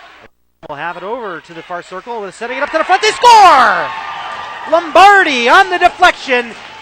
Same play, different side. It's 2-0 Temple with 11:49 left here in a second. That was truly a beautiful play. I mean, he set it up to one side, had the man trailing just behind him. A simple saucer pass to the right and popped into the back of the net. All Drago could do was try and stack the pads and throw a windmill up. The chances of that working is nil, but it's better than nothing. Really, it was a beautiful goal for Temple, and that quickly they're up 2-0. Talk about stacking it up here, 2-0. We had no goals up until about the 14-minute mark of this period. 22-16 shots in favor of Temple. UMBC desperately needing to find an offensive stay in Temple zone. Lombardi with the goal there. Alan Fenton on the only helper. And deservedly so. I mean, that looked like something on NHL 14. Yeah. So Brewer with the first, followed up by Lombardi on the second. The 2-0 score. Right now Mullen, well, he's got a goose egg on the home side of the board. We never say that word. No. Carnival no. In front of his own bench, keeping it tight at the blue line. It bounced over his stick. Couldn't put it in deep now. Bloom will pick it up. Coming across the blue line, near side. Bloom cutting on his backhand, trying to feed it to the front. He gets foiled as he's shadowed the entire time by Lombardi. Lombardi probably riding high after scoring the second Temple goal. Putting his all out there. He's running on adrenaline. Malinowski putting it back there for Carnival. And Carnival will take out a UMBC retriever player from behind there as he goes tumbling into the boards feet first. That was Jean-Luc Durante. Trying to scoop it out. Temple will get an attempt here with McMahon. Trying to push it through center, blocked by Bloom. Bloom setting it up there for Jean-Luc. Jean-Luc Durante across the line, pulls a trigger, takes a shot, not through the feet of Carnival, but a second attempt here from Kelly, stepping into the shot from a low percentage area as it easily goes into the glove of Mullen, and he holds on. Face-off coming up to his left. Both teams getting some fresh legs out there with 10:30 left here in the second. 2-0, Temple. Well, UMBC certainly isn't playing like they're down 2 right now. They're really trying to put some pressure on. They played a lot like when they were on that brief penalty kill. Yeah. Lots of pressure in the offensive zone. They don't sit back. These dogs are attacking is what we're looking at here. As the face-off man drugged down by Adam Taylor. There we go, over to the near side boards. And it's cleared up along the near wing. It's Kennedy will pop it off the glass and into the retriever zone. They're going to call it back behind the red line. That was close. I don't think it was, but their linesmen, they're out there for a reason, a little different perspective. They have to stare at those lines, make sure they don't do anything bad. Ice gremlins will trip you up all the time. You got it, man. We already saw that happen with Hannick earlier on in the game. He has a lower body injury. No, that was Barry. Oh, I'm sorry. Not Barry. Barry has a lower body injury. Yes, a very, very interesting lower body injury. Well, now you make it sound weird. Yeah, it was He weird. posted it's a dislocated kneecap. How about that? Okay. He posted it on a public forum. Oh, he did. That was his undoing. Yeah. Yeah. So, Fadler trying to find it from Kennedy. Kennedy will steer it along the far boards, and it'll be picked up by Krulikowski. Krulikowski could not clear it out, and this one goes up high into the protective netting and out of play. Actually, that went over the that protective went way netting. over, yeah. Elmira hockey team sitting down there. That was a mortar round. Yeah, I think it bounced off her head, actually, and she's adjusting her headband. Yeah. They're tough hockey players in NCAA Division III. They really are. They certainly are. They are. Cody Vasa taking his time getting in there. No, they're going to toss out some of the changes that Temple wanted to. It's still there. Sorry about the of this game, like the UMBC Retrievers are. They're scratching their way at the door. They want to come in with a goal before this one ends out in the second period. 9:52 remains here in the second. And taking a shot into the high glass. And Armstrong, as it comes over to the near side, trying to chase it down. Fritz, he'll get it back over to that corner, but Temple having another try at Armstrong. Turnaround shot through traffic. I believe that was snagged down by Mullen as it's played ahead for Cittavella. Cittavella taking a shot. And Drago making a save. He'll hold on, and whoa, he bats it out of the air, and the whistle had already gone. Interesting. Drago is a character. I mean, I bet he's a lot of fun. He's already waved his arms to try and block an attacking player's sight lines, and now he just lofted the puck and smacked it out of the air with his stick. Yeah. Brewer will take the face-off for Temple against the UMBC captain, Matt Bloom. One back by Temple. Hanrahan trying to set it up down there for Vasa. Vasa reaching for it. Kind of makes a bounce out to the slot. Here comes a chance. O'Donnell trying to pull the trigger there through. Brewer on his backhand along the far post. Goes back behind the cage. Another try at it. It bounces up front. On the length of the ice, and Hanrahan will get there first, and we'll have an icing with 9:13 left here in the second. 2-0 Temple. UMBC looking to set up some offense. And that's just it. UMBC has had some really good shot selections. They have peppered all over Mullen, and they still haven't been able to get one by him. I think maybe some one-time efforts might be the way to try and mix that up, because they have shot high, they've shot low, they've shot blocker and glove, and nothing. As we get a quick shot on to Drago, and he covers that up right quick. 9:09 remaining here in the second. 2-0 Temple. Face-off coming up to his right. It'll be Brewer taking it again, but this time against Atkinson. Atkinson wins it, but it goes right. Face-off. Was it you? We had the game where someone did that 4 or 5 times in a row. Yep. Yeah. And it just kept going and going. Is that the game against Rowan with us last No, year? no, I think that was a Patriots game. It was a Patriots game. Where we had that action. Rhodes. Yeah, and you're like, watch him do this 4 or 5 times. Because it was a blowout, and the game, it had to end eventually, and we're like, watch this take an hour. And it was Had a 9 o'clock game for the Empire team, and the Elite game just kept going and going. And sure enough, it was 5 times straight off the face-off, straight to the... It was like watching a college basketball game. Here comes Atkinson trying to get around Carnival. They get all those timeouts, and they just keep calling them and calling them. The last 2 minutes of a game always take forever, huh? Oh, yeah. Bloom trying to get it around Lombardi, but it's pinched ahead now. And O'Donnell setting up a pass now for Vasa. Vasa across the line over to the near side. He still has it. He drops it back behind the cage. I get there was O'Donnell, but he got cut off there. And the puck squirts up to the top of the slot. Jean-Luc getting a return pass there, a drop pass, if you will, from Bloom. Cleared all the way in, back behind the goal line. Carnival's going to get there first, but he gets tossed into the boards there by Bloomer. Bloom will find it. Feeds it to the front. Atkinson with a shot and getting in the way of it right in time was Lombardi. We're in front of the, I beg your pardon, Retrievers bench. Yes, I've almost done that, a few times. But it goes over to the near corner. Bloom trying to pinch it there and get some support. Luke trying to get there ahead of O'Donnell, but it comes up to the point. Rafferty had it for a moment. Oh, and he gets it around Vasa. Nice move there. It's along the half boards now. Jean-Luc looking for an option there. Feeds it to the front, and Mullen makes the save. Bloom is trying to get there to pop in a rebound, but it goes over to the near half boards. Carnival putting it up along the dasher end out. As it comes all the way down, Drago's going to come up to the slot and set it up.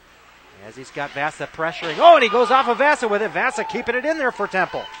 Vasa feeding it to the front. Drago the save. McKinney poking away at it, hammering away, looking for the puck to squirt from the glove of Drago. And he'll get tossed out of there. That whistle took a little too long. That's why he had the opportunity to keep jamming away at the hand of Drago. And it took everything I had not to laugh like a giddy schoolgirl at Drago throwing punches. Oh, yeah. McKinney. I'd fight for me, not you. Rafferty's going to sit, and so McKinney. I mean, there were way too many opportunities. Just poke. I mean, Drago knew that he made his own bed and he was going to lie in it. He went to clear that puck, and Vasa did a good job of getting the stick just in the right place to deflect it over into the boards. So when it came to make that save, and he did a good job of pounding at it. There was no whistle. It wasn't his fault. That's what you're supposed to do. You play till the end of the whistle, and it never came. So he has every right to be upset, not necessarily with the Temple player, but I mean still upset. And that's what's going to happen when that kind of game you see. That's why the officials have to be on top of their game just as much as the goaltenders. And they're addressing that right now, and we have the 2 minutes on the side of the board on McKinney. So McKinney's going to get punished. Maybe a little bit further than Rafferty, because I'm guessing 2 for Rafferty and possibly 4 minutes for I would not be surprised if he was serving, if UMBC was serving for Drago, because he's the one who went and threw punches. True. So, but I mean, there's something offsetting here because there's nobody sitting there serving an extra 2 for McKinney, as we have a 2-minute penalty up on the board. So they may have to put a player in the box there to serve out this first 2, and whenever the 2 expires, that's when his second 2 will start up. So we'll have to wait and see how this one pans out. So we'll wait for the public address from Jeff Hemel, and of course, Sean Hoppy in there updating the Twitter. You can follow UMBC Retrievers Hockey at UMBC Ice Hockey on the Twitter. Also follow us at Cross Ice Feed on the Twitter. And also, I understand Temple University has their own Twitter handle. It's TU Ice Hockey. They're posting updates as well. So it's the battle of the tweets. Twice hockey? T-U-I-C, twice hockey? Temple University Ice Hockey. Oh, Eesh. twice hockey. Yeah, twice Slow on hockey. the uptick there. Twice hockey. Oh, man. Fans are getting into it here. We are in the bleachers, so you'll hear it all. Here's the calls.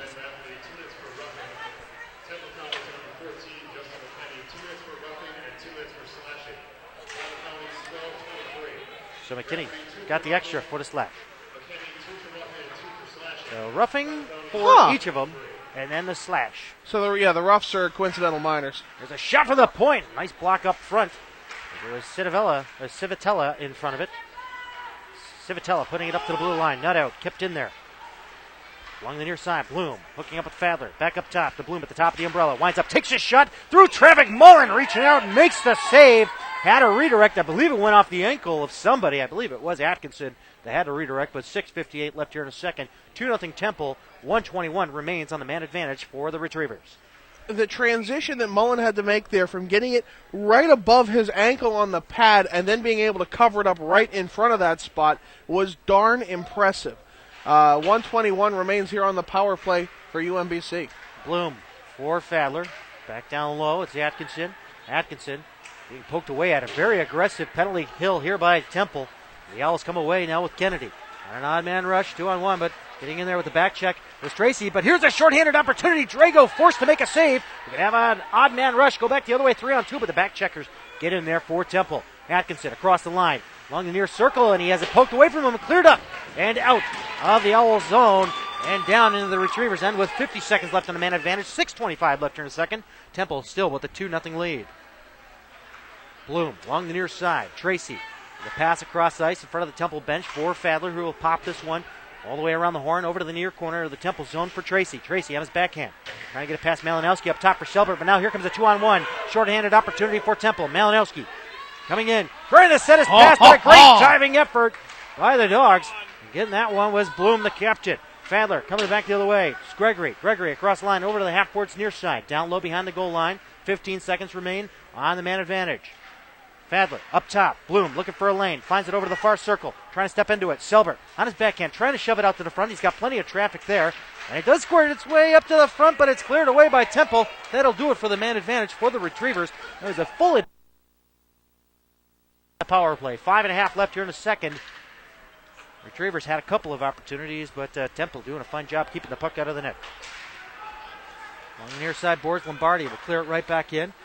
Catch it up there as Bloom. Bloom almost had it stripped away by Nose. And Hannock had it behind him. Armstrong playing it off the body of Malinowski. Sending it in deep inside the Owls zone. Back there to Chase.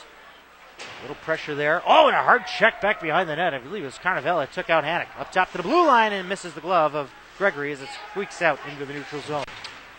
And cleared right back in. Fritz will chase it down. He's going to hunt it down over to the far corner. And he tries to set a pass up to the point, but it's cut off there by Nose. 3-on-2 developing here for Temple. They opt to dump it in and chase. The Drago will come out, steered around over to the near side boards. Carnevale going to keep it active for Temple. Fritz trying to track it down behind the goal line. 4:40 left here in the second. Armstrong on his backhand with a pass up. Fritz guiding it out into the neutral zone. Hannock over to the near side, finds it open wing for Gregory, pinching up into the play.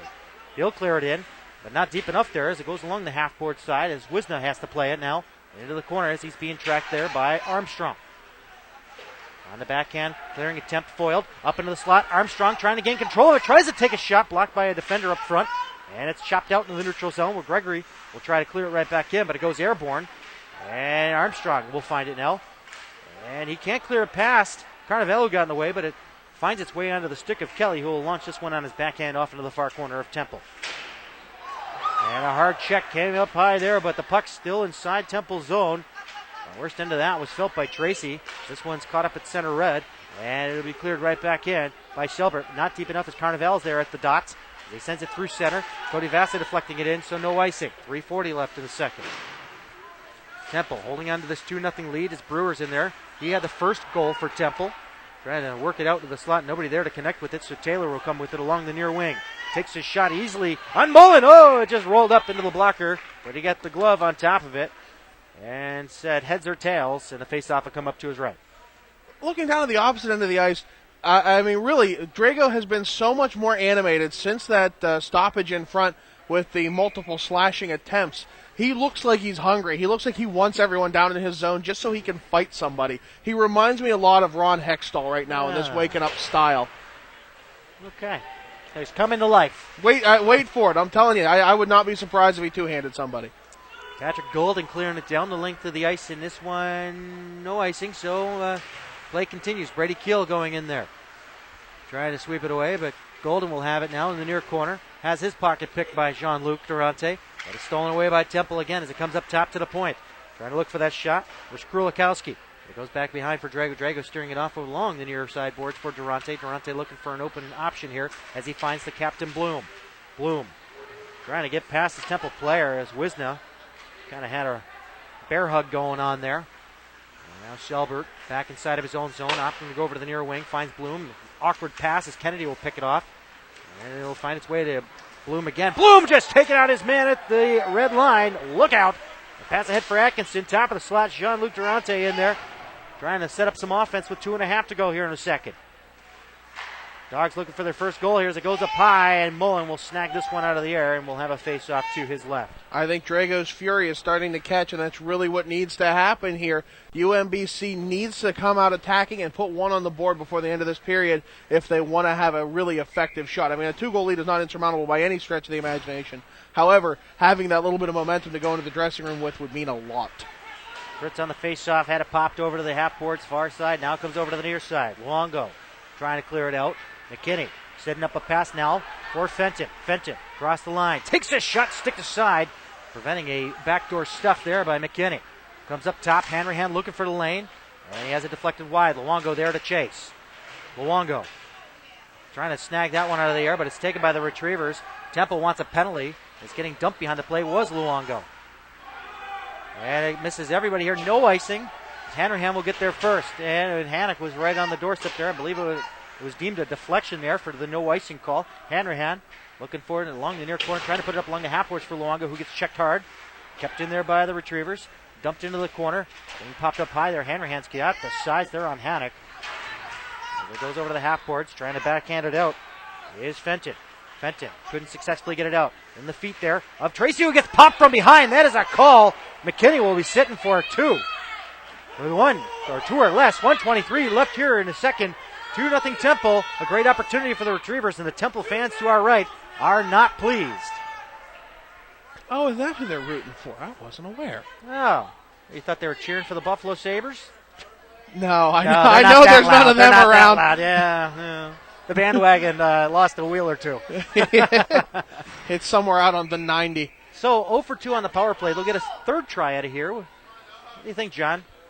Well, I think UMBC needs a goal, and I think they need to start working the passing more than the shooting because their shots are in good spots. They're picking their locations very well, but you need something a little more at this point. Cross-checking call against McKinney. And that'll be his third penalty, I believe, in this contest. So he's got 3 out of the 4. As Bloom takes a shot off the head of Mullen. They scored! No goal. They're going to deem he slapped it out of the air with a high stick. He did. I mean, I hate to do that, but he did. It was certainly up high. Got the second opportunity added. It was most definitely above the crossbar. 1:01 left here in the second. A high stick goal waved off. It was, and I mean, that's, from where we're standing, we're about even with that crossbar, and I really think it was above it. So the face-off will come all the way down into the Retriever zone to the left of John Drago. Brewer making that face-off for Temple as we're down to 1 minute.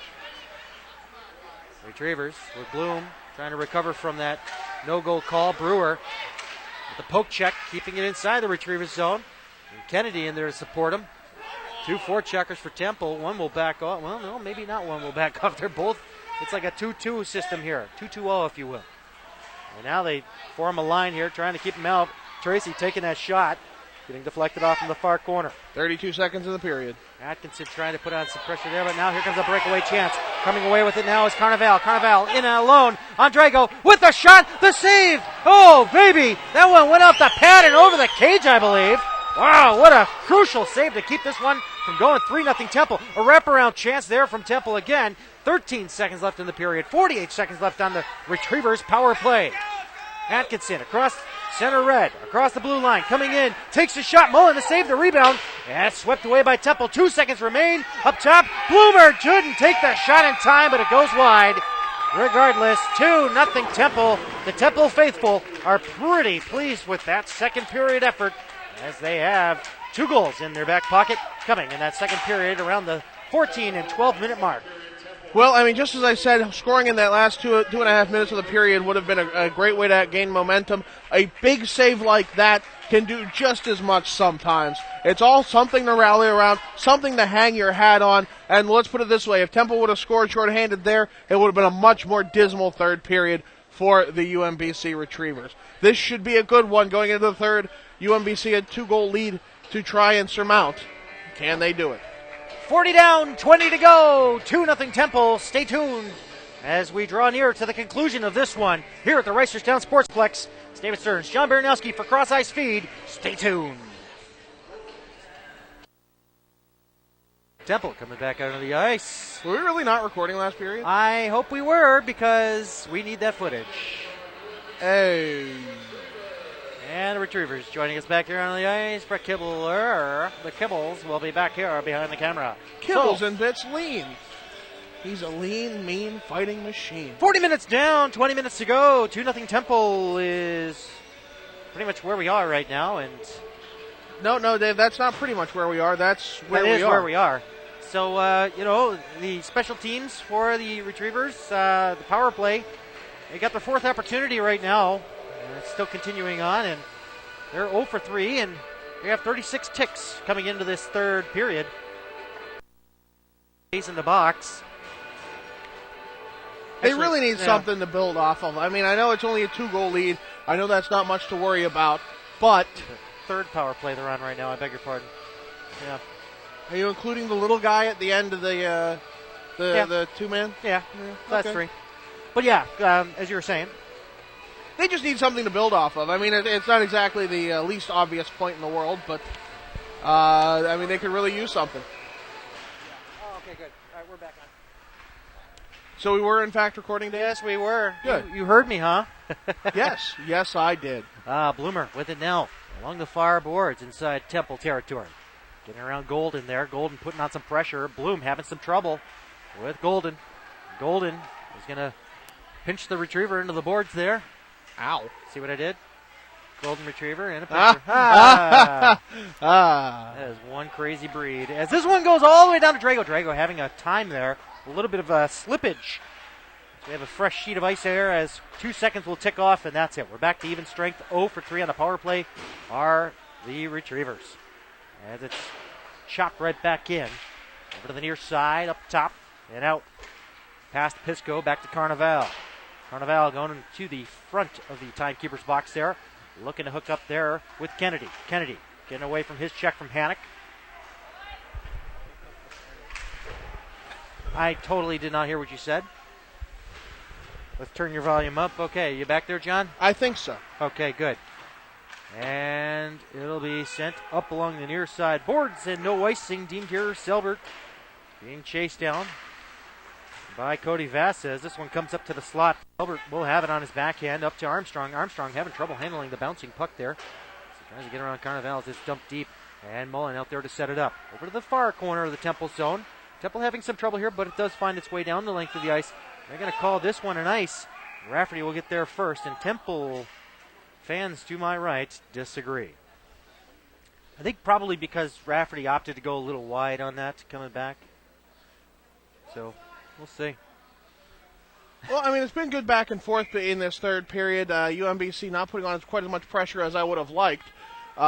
But, it is what it is. Again, only a 2-goal differential. There's a whole lot you can do with it. It is the most dangerous lead in hockey. Retrievers looking to play a full 20 minutes here. Carnival coming across the Retrievers line. Winds up, takes a shot, and getting in the way of that one nicely was Rafferty. Rafferty got a great block in front of it, but kept up the blue line. Out into the neutral zone. Armstrong has got a few owls to beat. Takes it up into the slot, loses control of a hand, takes him down, and this one gets deflected up into the high netting, back behind Mullen. And we'll have a stoppage play and a face-off inside as it was deflected. 17:57 left here in the third. 2-0 Temple University. Now, all this netting is a relatively new thing in hockey. I mean, we went from having chicken wire around instead of glass before that, and I think the nets only came in somewhere around 2004. How many holes and walls were there before this netting came to be? Yeah, well, we're going to be looking at maybe in the future a glass dome or something, So futuristic. Maybe they can play with jetpacks, too. There comes Bloom along the near side of the post. He squeezes it out to the front. Mullen trying to find it, and he'll grab it with his blocker and says, "I got it." That's what I was laughing at. Because it was certainly, look what I got. Look at what I can do. And he did find it as he dropped his stick, and he opted to be safe. I really think that's like a breakaway feature. I mean, it's kind of like crumple zones in a car. As soon as he gets touched by anybody, his stick just goes flying. He has dropped it so many times. And face-off won by UMBC. A.J. Wood trying to put it down low. Comes back over to the half boards. Atkinson feeding it over. Bloom comes in, takes a shot. Mullen to save the rebound. It's kicked loose. Kicked loose there by Atkinson, who came cutting across. But now we have a call. Is it going to be for the net being knocked off? Because that seemed rather convenient. Yes. Yeah. No. No, the referee just kind of blew the play dead, and that was all it was. Huh. So I mean, no penalty coming. A player diving into the cage when there's the rebound kick loose. Oh, they are. Hold on. Yeah, I was going to say, UMBC's coaching staff is kind of... there it is, yeah. So they are going to call Golden for that, for a delay of game. I guess, Jeff Pellis, assistant coach, is trying to figure things out here. No, they're just calling on the late change. I mean, it certainly seemed like there was some intent involved. The players knock the net off all the time. The timing I thought there was a penalty awful. coming. Oh. And they're going to let them change? Is that... Wow. Okay. Interesting. Yeah. Just so much confusion on that, I guess. We thought there was a penalty, and they allowed him to change, and that was knocked off, and the U.S. won the war. I mean, it was just kind of weird. Over to the near side, Jean-Luc Durante keeping it in. Feeds it down over to the near corner for Atkinson. Atkinson trying to put on a few moves there to get around Malinowski. He comes over to the far post, up top to the point, kept in there by Wood. Wood up along the dasher. He almost gets dumped into the Temple bench, and this one clears past everybody, and this one will be an icing charge to the Owls. 16:55 left here in the third. Some confusion, but we carry on. Yeah, even the fans were kind of wondering, like, where's the penalty? Where's the penalty? There should have been some. I mean, at the very least, make it so they can't change. But yeah, I'm not sure what had happened on that. Yeah. Because when the referee gets involved, usually it's a linesman that makes that call. And right. Yeah, very odd. Up to the far blue line, kept in there, glove down, and played ahead here. Bloom takes a shot. Malinowski with the diving effort there, blocks it. But it's kept in. Atkinson back behind the goal line, shoveling it off into the corner, up over along the half boards.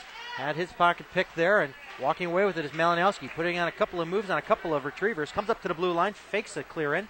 He'll stay with it there as he takes it off from the far corner. Coming around over to the near side of the post, taking it all the way up, and he looked for somebody up front to deflect it through. Kept in there at the blue line in front of the retriever's bench. Popping it in was Tyler Benton. Back off into the far corner now. Silver trying to duck away from a check. Trying to get it deflected up by Tracy, but it's still in there. Oh, that's going to be a delayed offside on Temple. They tag up. Offside washed away here as it comes through. And they're going to call this one an icing as it hopped over the stick of Fadler. And Wisna's there first with 16:05 left here in the third. UMBC has not been able to have a big opportunity since that whistle. With really, how much time did Temple get out of that stoppage as well? Yeah. That really seemed to be just. And I'm not someone who likes to blame officials for things, but it worked out to the major detriment of UMBC on every bit of that call. Or non-call, depending how you look at it. On the half boards, everyone's scooping away at it. And almost looked like curling there as they were brushing the ice, missing the puck there. And that's off in the corner. Comes up along the half boards. Bouncing puck now finally. It's going to be a 2-on-2. Retrievers coming back the other way with Tracy. Tracy's got Fadler breaking towards the net. Tracy tried to take a shot but couldn't get it past a couple of Owls that were in the way of that one. It comes over to the near side in the neutral zone for McKinney across the blue line. Takes a shot, goes well wide. Grego may have gotten a piece of that. Comes up to the blue line and out. Oh, and he gets tripped up and will have a call. And Adam Taylor was looking for an opportunity. He had a breakaway chance, but we had a Temple defenseman up here towards center. He could have probably met him to go one-on-one, but we'll still have a power play as Wisna will sit 4-2 or less. I mean, I think he would have rather had that breakaway opportunity than the penalty of the power play, but still, it's better than nothing. If he had a full head of steam and he was hauled down, and well, let's see if UMBC can finally do something on the special teams. Golden in for that faceoff for Temple, and skating his way through was Kennedy. Kennedy with it, coming in shorthanded, taking a shot. Nice blocker save there by Drago. And Taylor coming away with it now at the red line. Taylor across the blue line.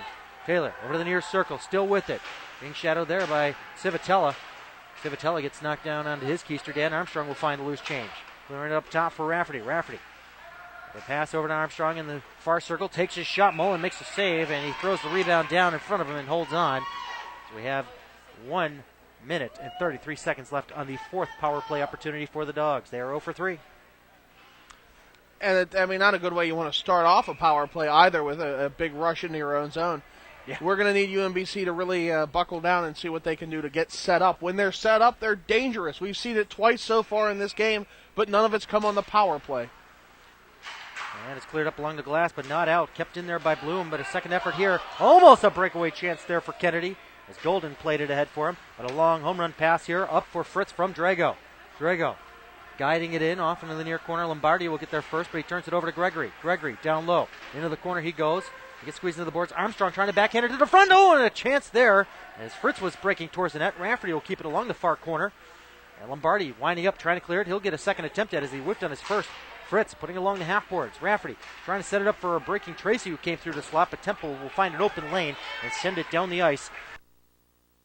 Left, the man advantage. 14:25 left here in the third period. 2-0 Temple.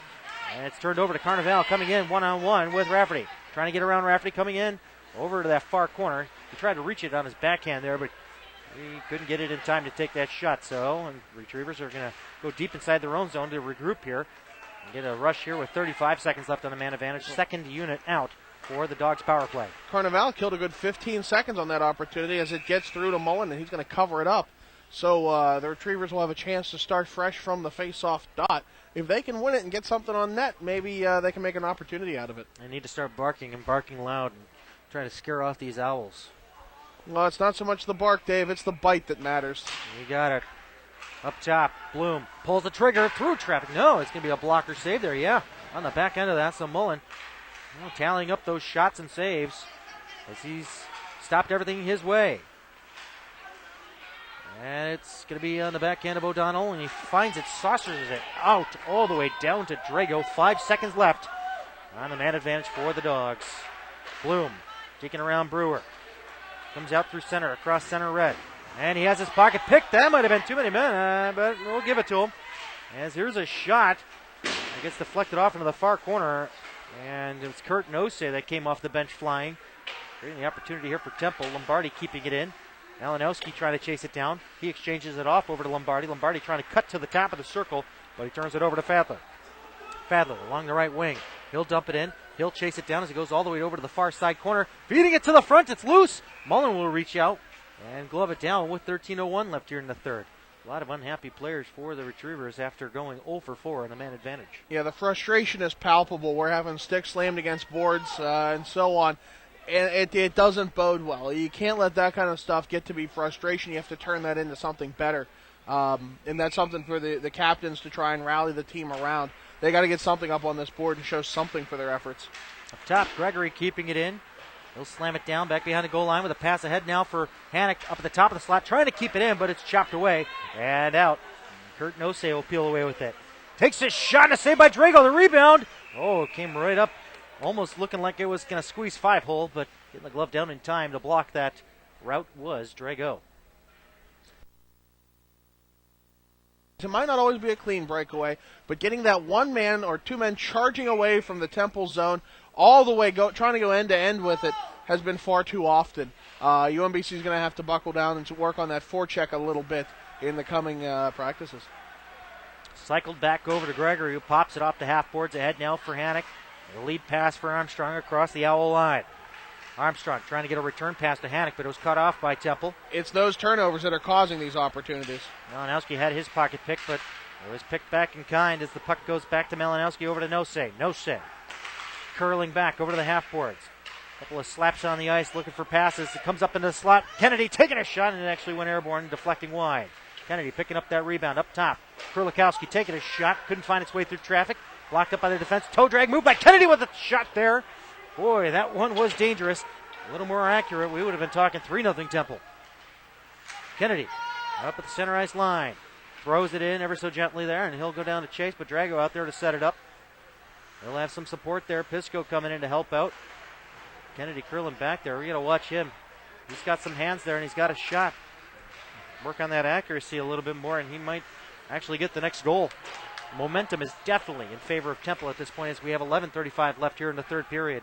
2-0 Owls, I beg your pardon. I'm thinking ahead for another game. And this one's fed to the front. Retrievers looking, point shot. Rafferty giving it another go. And he'll opt to actually send it around the horn. And this one squeezed out front, and Temple clearing it away just before.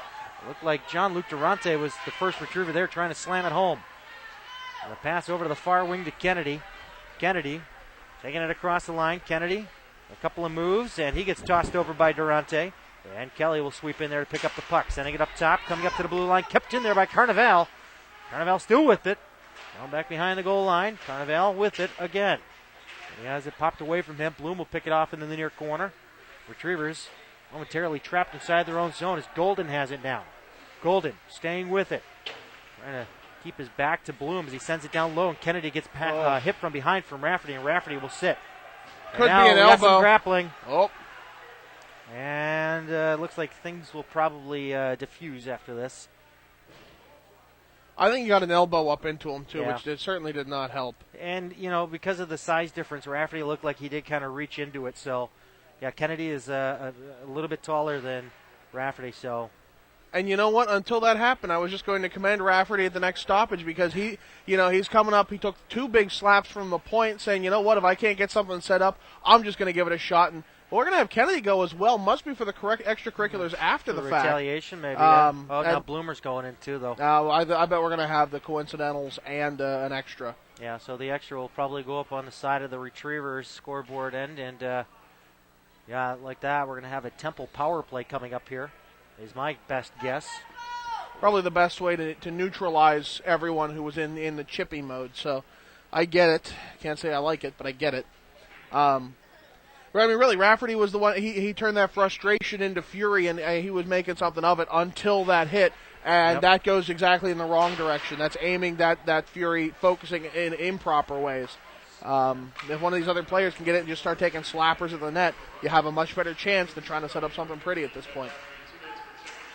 It is checking from behind the call. So they're going to have Bloom and Kennedy's penalty wipe each other out, but the initial penalty for Rafferty is going to go up there. So Rafferty will come out. Bloom will stay in until a stoppage after the 2 minutes have expired or run out. I don't disagree with the call. I can't say that I agree with the call, but I don't disagree with it. Pick a side, you moderate. And now, Temple through center. And it's turned over to Gregory. Gregory with a little stutter step there and try to get it to Atkinson. Atkinson's going to retreat back to his own. He's got a back checker in O'Donnell. Right now it's going to be sent by Selbert down the length of the ice as they have 1:05 to kill. So not that bad of a kill in the first minute. Seem to be neutralizing it here, and they saucer this one all the way down to Mullen. And wow. He'll actually steer that one off into the far corner. You see the Elmira hockey team warming up in the background there as Pisco will set it up back behind the cage. The alternate captain sending it ahead now for O'Donnell. The O'Donnell's pass goes off the boards, past Hanrahan, and this one gets deflected off of Hanrahan. And, well, they're saying this face-off's going to come outside. I don't know why. It deflected off of UMBC, I thought. So, I don't know. That's kind of an unusual statement. We'll see. Well, it is what it is, I suppose. See a face-off on the outside. That's all we can see. 9:19 left here in the third. 42 seconds left on Rafferty's penalty. Temple up with a 2-0 score. Looking to shore things up here with a 3-0 score, but the Retrievers delay that as they send it all the way down to Mullen. Leaving it there for Carnival. Carnival dropping it there. And working around is Joe Pisco through center. Brewer, who had the first goal for Temple in this game. Happening at about the halfway mark of the second period. Now here comes a shorthanded try as Carnival's going to try to chase it down. And he's got Zach Tracy on his tail. He skates it around the net, trying to get away. DJ Fadler slowed him up a little bit, but Temple maintains control here in the neutral zone. Penalty about to expire. 8:37 left here in the third. We're back to even strength. 2-0 Temple. As the Retrievers looking to set up some offense here as we're back to even strength. Up top, Carnival taking a shot. No, kind of chopped at it here. It'll be Tracy setting the pass now for DJ Fadler. 8 1/4 left. Fadler coming to the outside, taking a shot, and a save by Mullen. And this one's cleared up into the high glass and out. Caught up at center red there as it's Brandon Fritz up to the near side boards for Fadler. He snapped at it. Didn't get a solid pass away. Temple inside the Retriever zone. Brewer trying to drag it around 2 Retrievers on his backhand, deflected off back behind the glass, or behind into the glass, I beg your pardon. Now Brewer on his keister trying to sweep it around. And it'll be Armstrong that couldn't keep up with it there as Hanrahan will keep it in over to the far corner. Brewer trying to stick handle it to the front. It'll be picked up and sent around by Selbert over to the near half boards. And Hannock moving it ahead now for Dan Armstrong. 2-on-3 the other way. It's Armstrong who will snap a shot there. Blocker saved by Mullen as it's steered off over to the far half boards. Armstrong giving another try, putting it to the front. Hannock couldn't connect with it. Hannock Looking on his backhand to the front. Couldn't find a retriever. Bounced off an owl over to the near corner. O'Donnell trying to fight for it there. He's got support from Hanrahan. Back behind the cage it goes. And back there to get it was Civitella, but he couldn't clear it out. Selbert will keep it. And it goes back over to the near side for Hanrahan. Up top for McKinney. McKinney setting up a pass and out for Cody Vasa. Vasa into retriever's territory. Ducking away from a couple of checks there. Almost a trip call. Could have gone in the direction of the retrievers. It's kept in by Carnival. Back over. Far half boards. McKinney there. Had his stick removed from the situation. Trying to move it out was Durante. Durante's going to have to give it another go there. And now we have a 3-on-2 developing the other way for the Dogs. Drop pass. Atkinson. The shot. John Luke's shot was easily saved there by Mullen as it's off in the far corner. Up top to the blue line and squeezed out by Vasa, who goes off on a change. 6.5 left here in the third. Temple holding on to a 2-0 lead. Lombardi sweeping around the horn there, finds it along the half boards for Pisco. Pisco trying to clear it up. They're stopped up in the equipment of Brewer, and Brewer will get up to the red line. Retrievers trying to pop it back the other way. They do so off the linesman. Works in the advantage of Atkinson. He tries to duck around 2 checks, loses his footing. And Golden will play it back to his defense, and Lombardi will launch this one out to Brewer. Brewer onside across the line. Looking, takes his shot, misses the mark completely. Goes over to the far blue line in front of the retriever's bench. Atkinson opting to take the check. He gets wrangled down there, and Temple wanted a call. He gives Carnival a bump from behind while he was on his knees. Golden steering it off into the far corner of the Dog zone. The Dogs on their feet, as well as the Temple bench. As we wind this one down with 5:45 to go. Retrievers desperately needing to get a goal here as this one goes up and into the Temple bench, I believe, and we will have the face-off coming back towards the UMBC end of the neutral zone. You know, I dare say that the entire issue is that UMBC has never been able to get set up. It has been end-to-end rushes, and they've not been able to finish on any of those rushes, and that's the biggest problem. If they could get set up in the zone, get some passes working around, get some back and forth going with Mullen in the net, it just hasn't happened. Not since early in the first period. David Stearns with John Baranowski, Brett Kibler on the camera. We are at cross-ice feed. This one's high sticked out of the air, but it's waved off as Temple plays it. Visit us at crossicefeed.com if you're not here already. Visit us on Facebook and also follow us on Twitter at crossicefeed. Questions, comments, and anything? Contact at crossicefeed is the email address. As Temple is back deep inside their own zone. Retrievers trying to steal it away here, but seems like Temple has it well controlled. Maybe not, as it's turned over. Here comes a chance at a slot. A bouncing puck goes over the stick of Zach Tracy, and Temple will take it back the other way. No say. Feathering this one down. Drago slowing it up as it's picked up by Selbert along those far half boards. Taylor setting up a pass, and it finds its way to Fritz. With the return over to Fadler. Fadler taking a shot. He's an intended target on the Taylor pass. Taylor will chase it down to the far corner. And Hanrahan played him well there as he had him checked off the puck. Puck comes up top of the far circle. Comes over to the near side now. No set. Launching this one into the air, but gloved down and played by Fritz. Fritz along the near side boards. Fritz sneaking around one. Coming across the line. Gets the puck. Over to the near side. Takes a shot and a save by Mullen. Over the far half boards again. Retrievers can't maintain control as Cody Vasa has it now in neutral zone. He gets squeezed into the boards there. I believe that was Ben Rafferty. Rafferty still trying to fight for it. Squeezes it up ahead now for Armstrong. Armstrong across the line. Armstrong still with it. Winds up. Takes a shot. Mullen to save. And no rebound coming as he holds on and has the option for the face-off granted to his right. 4:09 left here in the third. Temple holding on to the 2-0 lead as best they can. That came about early in the second period with goals from Brewer and Lombardi. And no one's been able to touch that scoreboard since. Point shot from Selbert. That one went just wide. Over to the near side. Gregory trying to keep it, but it comes out across the blue line. Bloom there to recover. The captain with it now. Coming across the line, trying to dig through the legs of Carnival, and it'll be picked up by Fenton. Or I beg your pardon, it's Cody Vasa, but now Retrievers coming back the other way, trying to chase it down. Carnival trying to squeeze his man into the boards. Puck still loose there. Durante trying to steer it back there for Atkinson, but it'll come up top to the blue line and out, and all the way down to Drago with 3.5 to go. 31-31 shots, all tied up. Score still in favor of Temple as Atkinson will have it on his back end, trying to push his way to the front. He gets taken down. He'll get a call for that. It's a hold. 3:21 left. We got a man advantage. The fifth try at it. I mean, they had 3 men way down low. They had their 2 defensemen up high. Yeah. It looked like they had something set up finally, and the pass went right between the defensemen. You got to be a little more careful with that pass. If UMBC can get set up, as hopefully it looks like they're going to take the timeout.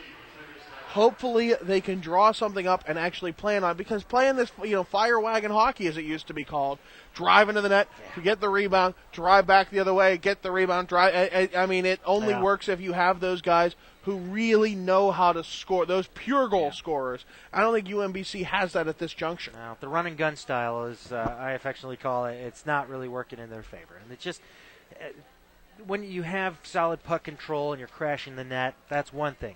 But if you're trying to figure out how to control the puck while crashing towards the net, you have to have it figured out before you even try it. They need to skate with a little bit more confidence and a little bit more fire in their bellies, and we haven't seen it all game. It's UMBC. I'll have to say it right out here. They didn't show up today. I won't go that far, but it's. But their power play numbers are never like this. It's bad to see. I mean, really, the issue is when you have a goaltender like that, and when you have the turnovers at the blue line that we've had today, you have to try and play a little more methodically, put a little more thought into the game, strategize, and that is simply not possible when you don't set up. All the credit to Drago and Mullen, who have been solid in this contest, seeing some quality shots on both ends. 31 shots apiece. 2 more saves for Mullen, obviously. Up top, Bloom winds up, scores! Mr. Bloom, come on down! You're the next contestant on The Price is Right! A beautiful goal, and what did I tell you? They set it up off the face-off, they took some time, and he teed it up and popped it home. They've cut this lead in half, but it's not over yet. I'll take 1 for 5 instead of 0 for 5, and the goal deficit down to 1. 3:14 remains, as you indicated there, Johnny. Yeah, we'll take a goal. Absolutely. I mean, that's exactly it. Take some time. That's all that it means. And take the shot. Take the time and take the shot. We'll get the call from Jeff Henold, because obviously it was Bloomer. And it's golden. Here it is.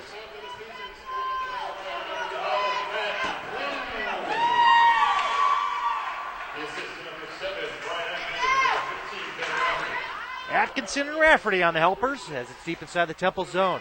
2:50 remains here in the third. Even strength right now. This one misses everybody. Temple's going to win the race on this icing as Golden's there first. Drago out to play it. Sets it up along the near side for Rafferty. Misses Rafferty, but it's going to be kept there by Kennedy. And it'll be launched into the air by the Retrievers out to the red line, and it'll go off a glove in the Retrievers bench, and we'll get a stoppage. 2:32 left here in the third. Dogs down by 1. Well, I mean, they got 1 on the board. They cracked that goose egg, and usually good things can come of it. You negate that stat for a goaltender, and all of a sudden, well, it means a whole lot less. Now, can they get the next one? Atkinson with it now on a UMBC face-off win. Dropped it there for Durante. Atkinson down there to chase. He gets roughed up there by Lombardi. And it comes up top to the blue line. Selbert looking for a lane. Takes his shot, deflects off into the far corner. Down there to chase it is Bloom. Bloom looking. Finds Selbert. Up top. Takes the shot. Through traffic, and it's steered aside by Mullen. And they're set up again. And they get a puck out of play. We'll end that one. I spoke too soon. Yeah. Oh, they're going to say deflected so it stays in. Okay. That'll help. Better to have a face-off to the right of the keeper instead of in front of the guest bench there, yeah? Yeah, I mean, it's not ideal, but, Positioning is key here. We'll find out how well they've positioned themselves within 1 here with 2:07 remaining in the third. Bloom's going to get tossed from the face-off. In come Atkinson. Atkinson to take the face-off. And he wins it over to Bloom. Up top. Selbert over to Gregory. Gregory finds the lane through traffic, and it's underneath the body up front. Temple trying to control it, and peeling away with it is Civitella. Civitella on his backhand. Clears it deep inside the Retriever zone with 1:50 to play here in the third. Dogs need a goal to tie. Bassett trying to chase it down there, but it's stolen away by Durante. Looking for an option. He finds Bloom. 1-on-1. Bloom coming in. Up to the slot. Bloom coming in. Taking a shot. He just misses the far post, and it goes wide. Durante keeping it in there for the Dogs, but the Owls will find it on their backhand. Not out. Kept in there at the moment by Durante, and a third try. We'll find it out into the neutral zone, but Selbert will put it in front of the Temple bench. Almost got too many men on the ice there. UMBC almost getting caught. Here comes a chance up top to Gregory. He finds the lane. Oh, what a great block effort there by O'Donnell, who went diving in front of the puck with 1:20 remaining here in the third. Owls 2, Dogs 1. And now the clock is their biggest enemy. 1:20, and Drago's already asking, when do I come off? It'll be soon. It'll be real soon. As long as they contain it inside the Temple zone, and we'll see how this one pans out as DJ Fadler goes in to take the draw. And the last second change coming in here. Temple winning the faceoff over to the half board, down into the corner, but it'll be picked up by Armstrong. Armstrong looking for options here. Clears it up to the point there for Rafferty. Rafferty taking a shot. Oh, and a bouncer. Tracy got that one out of the air. Kelly will keep it, though. He'll send it back down low for Armstrong in the near corner. Drago still in net. Rafferty trying to put it on the stick of Tracy. We're down to 1 minute, and the linesman is watching the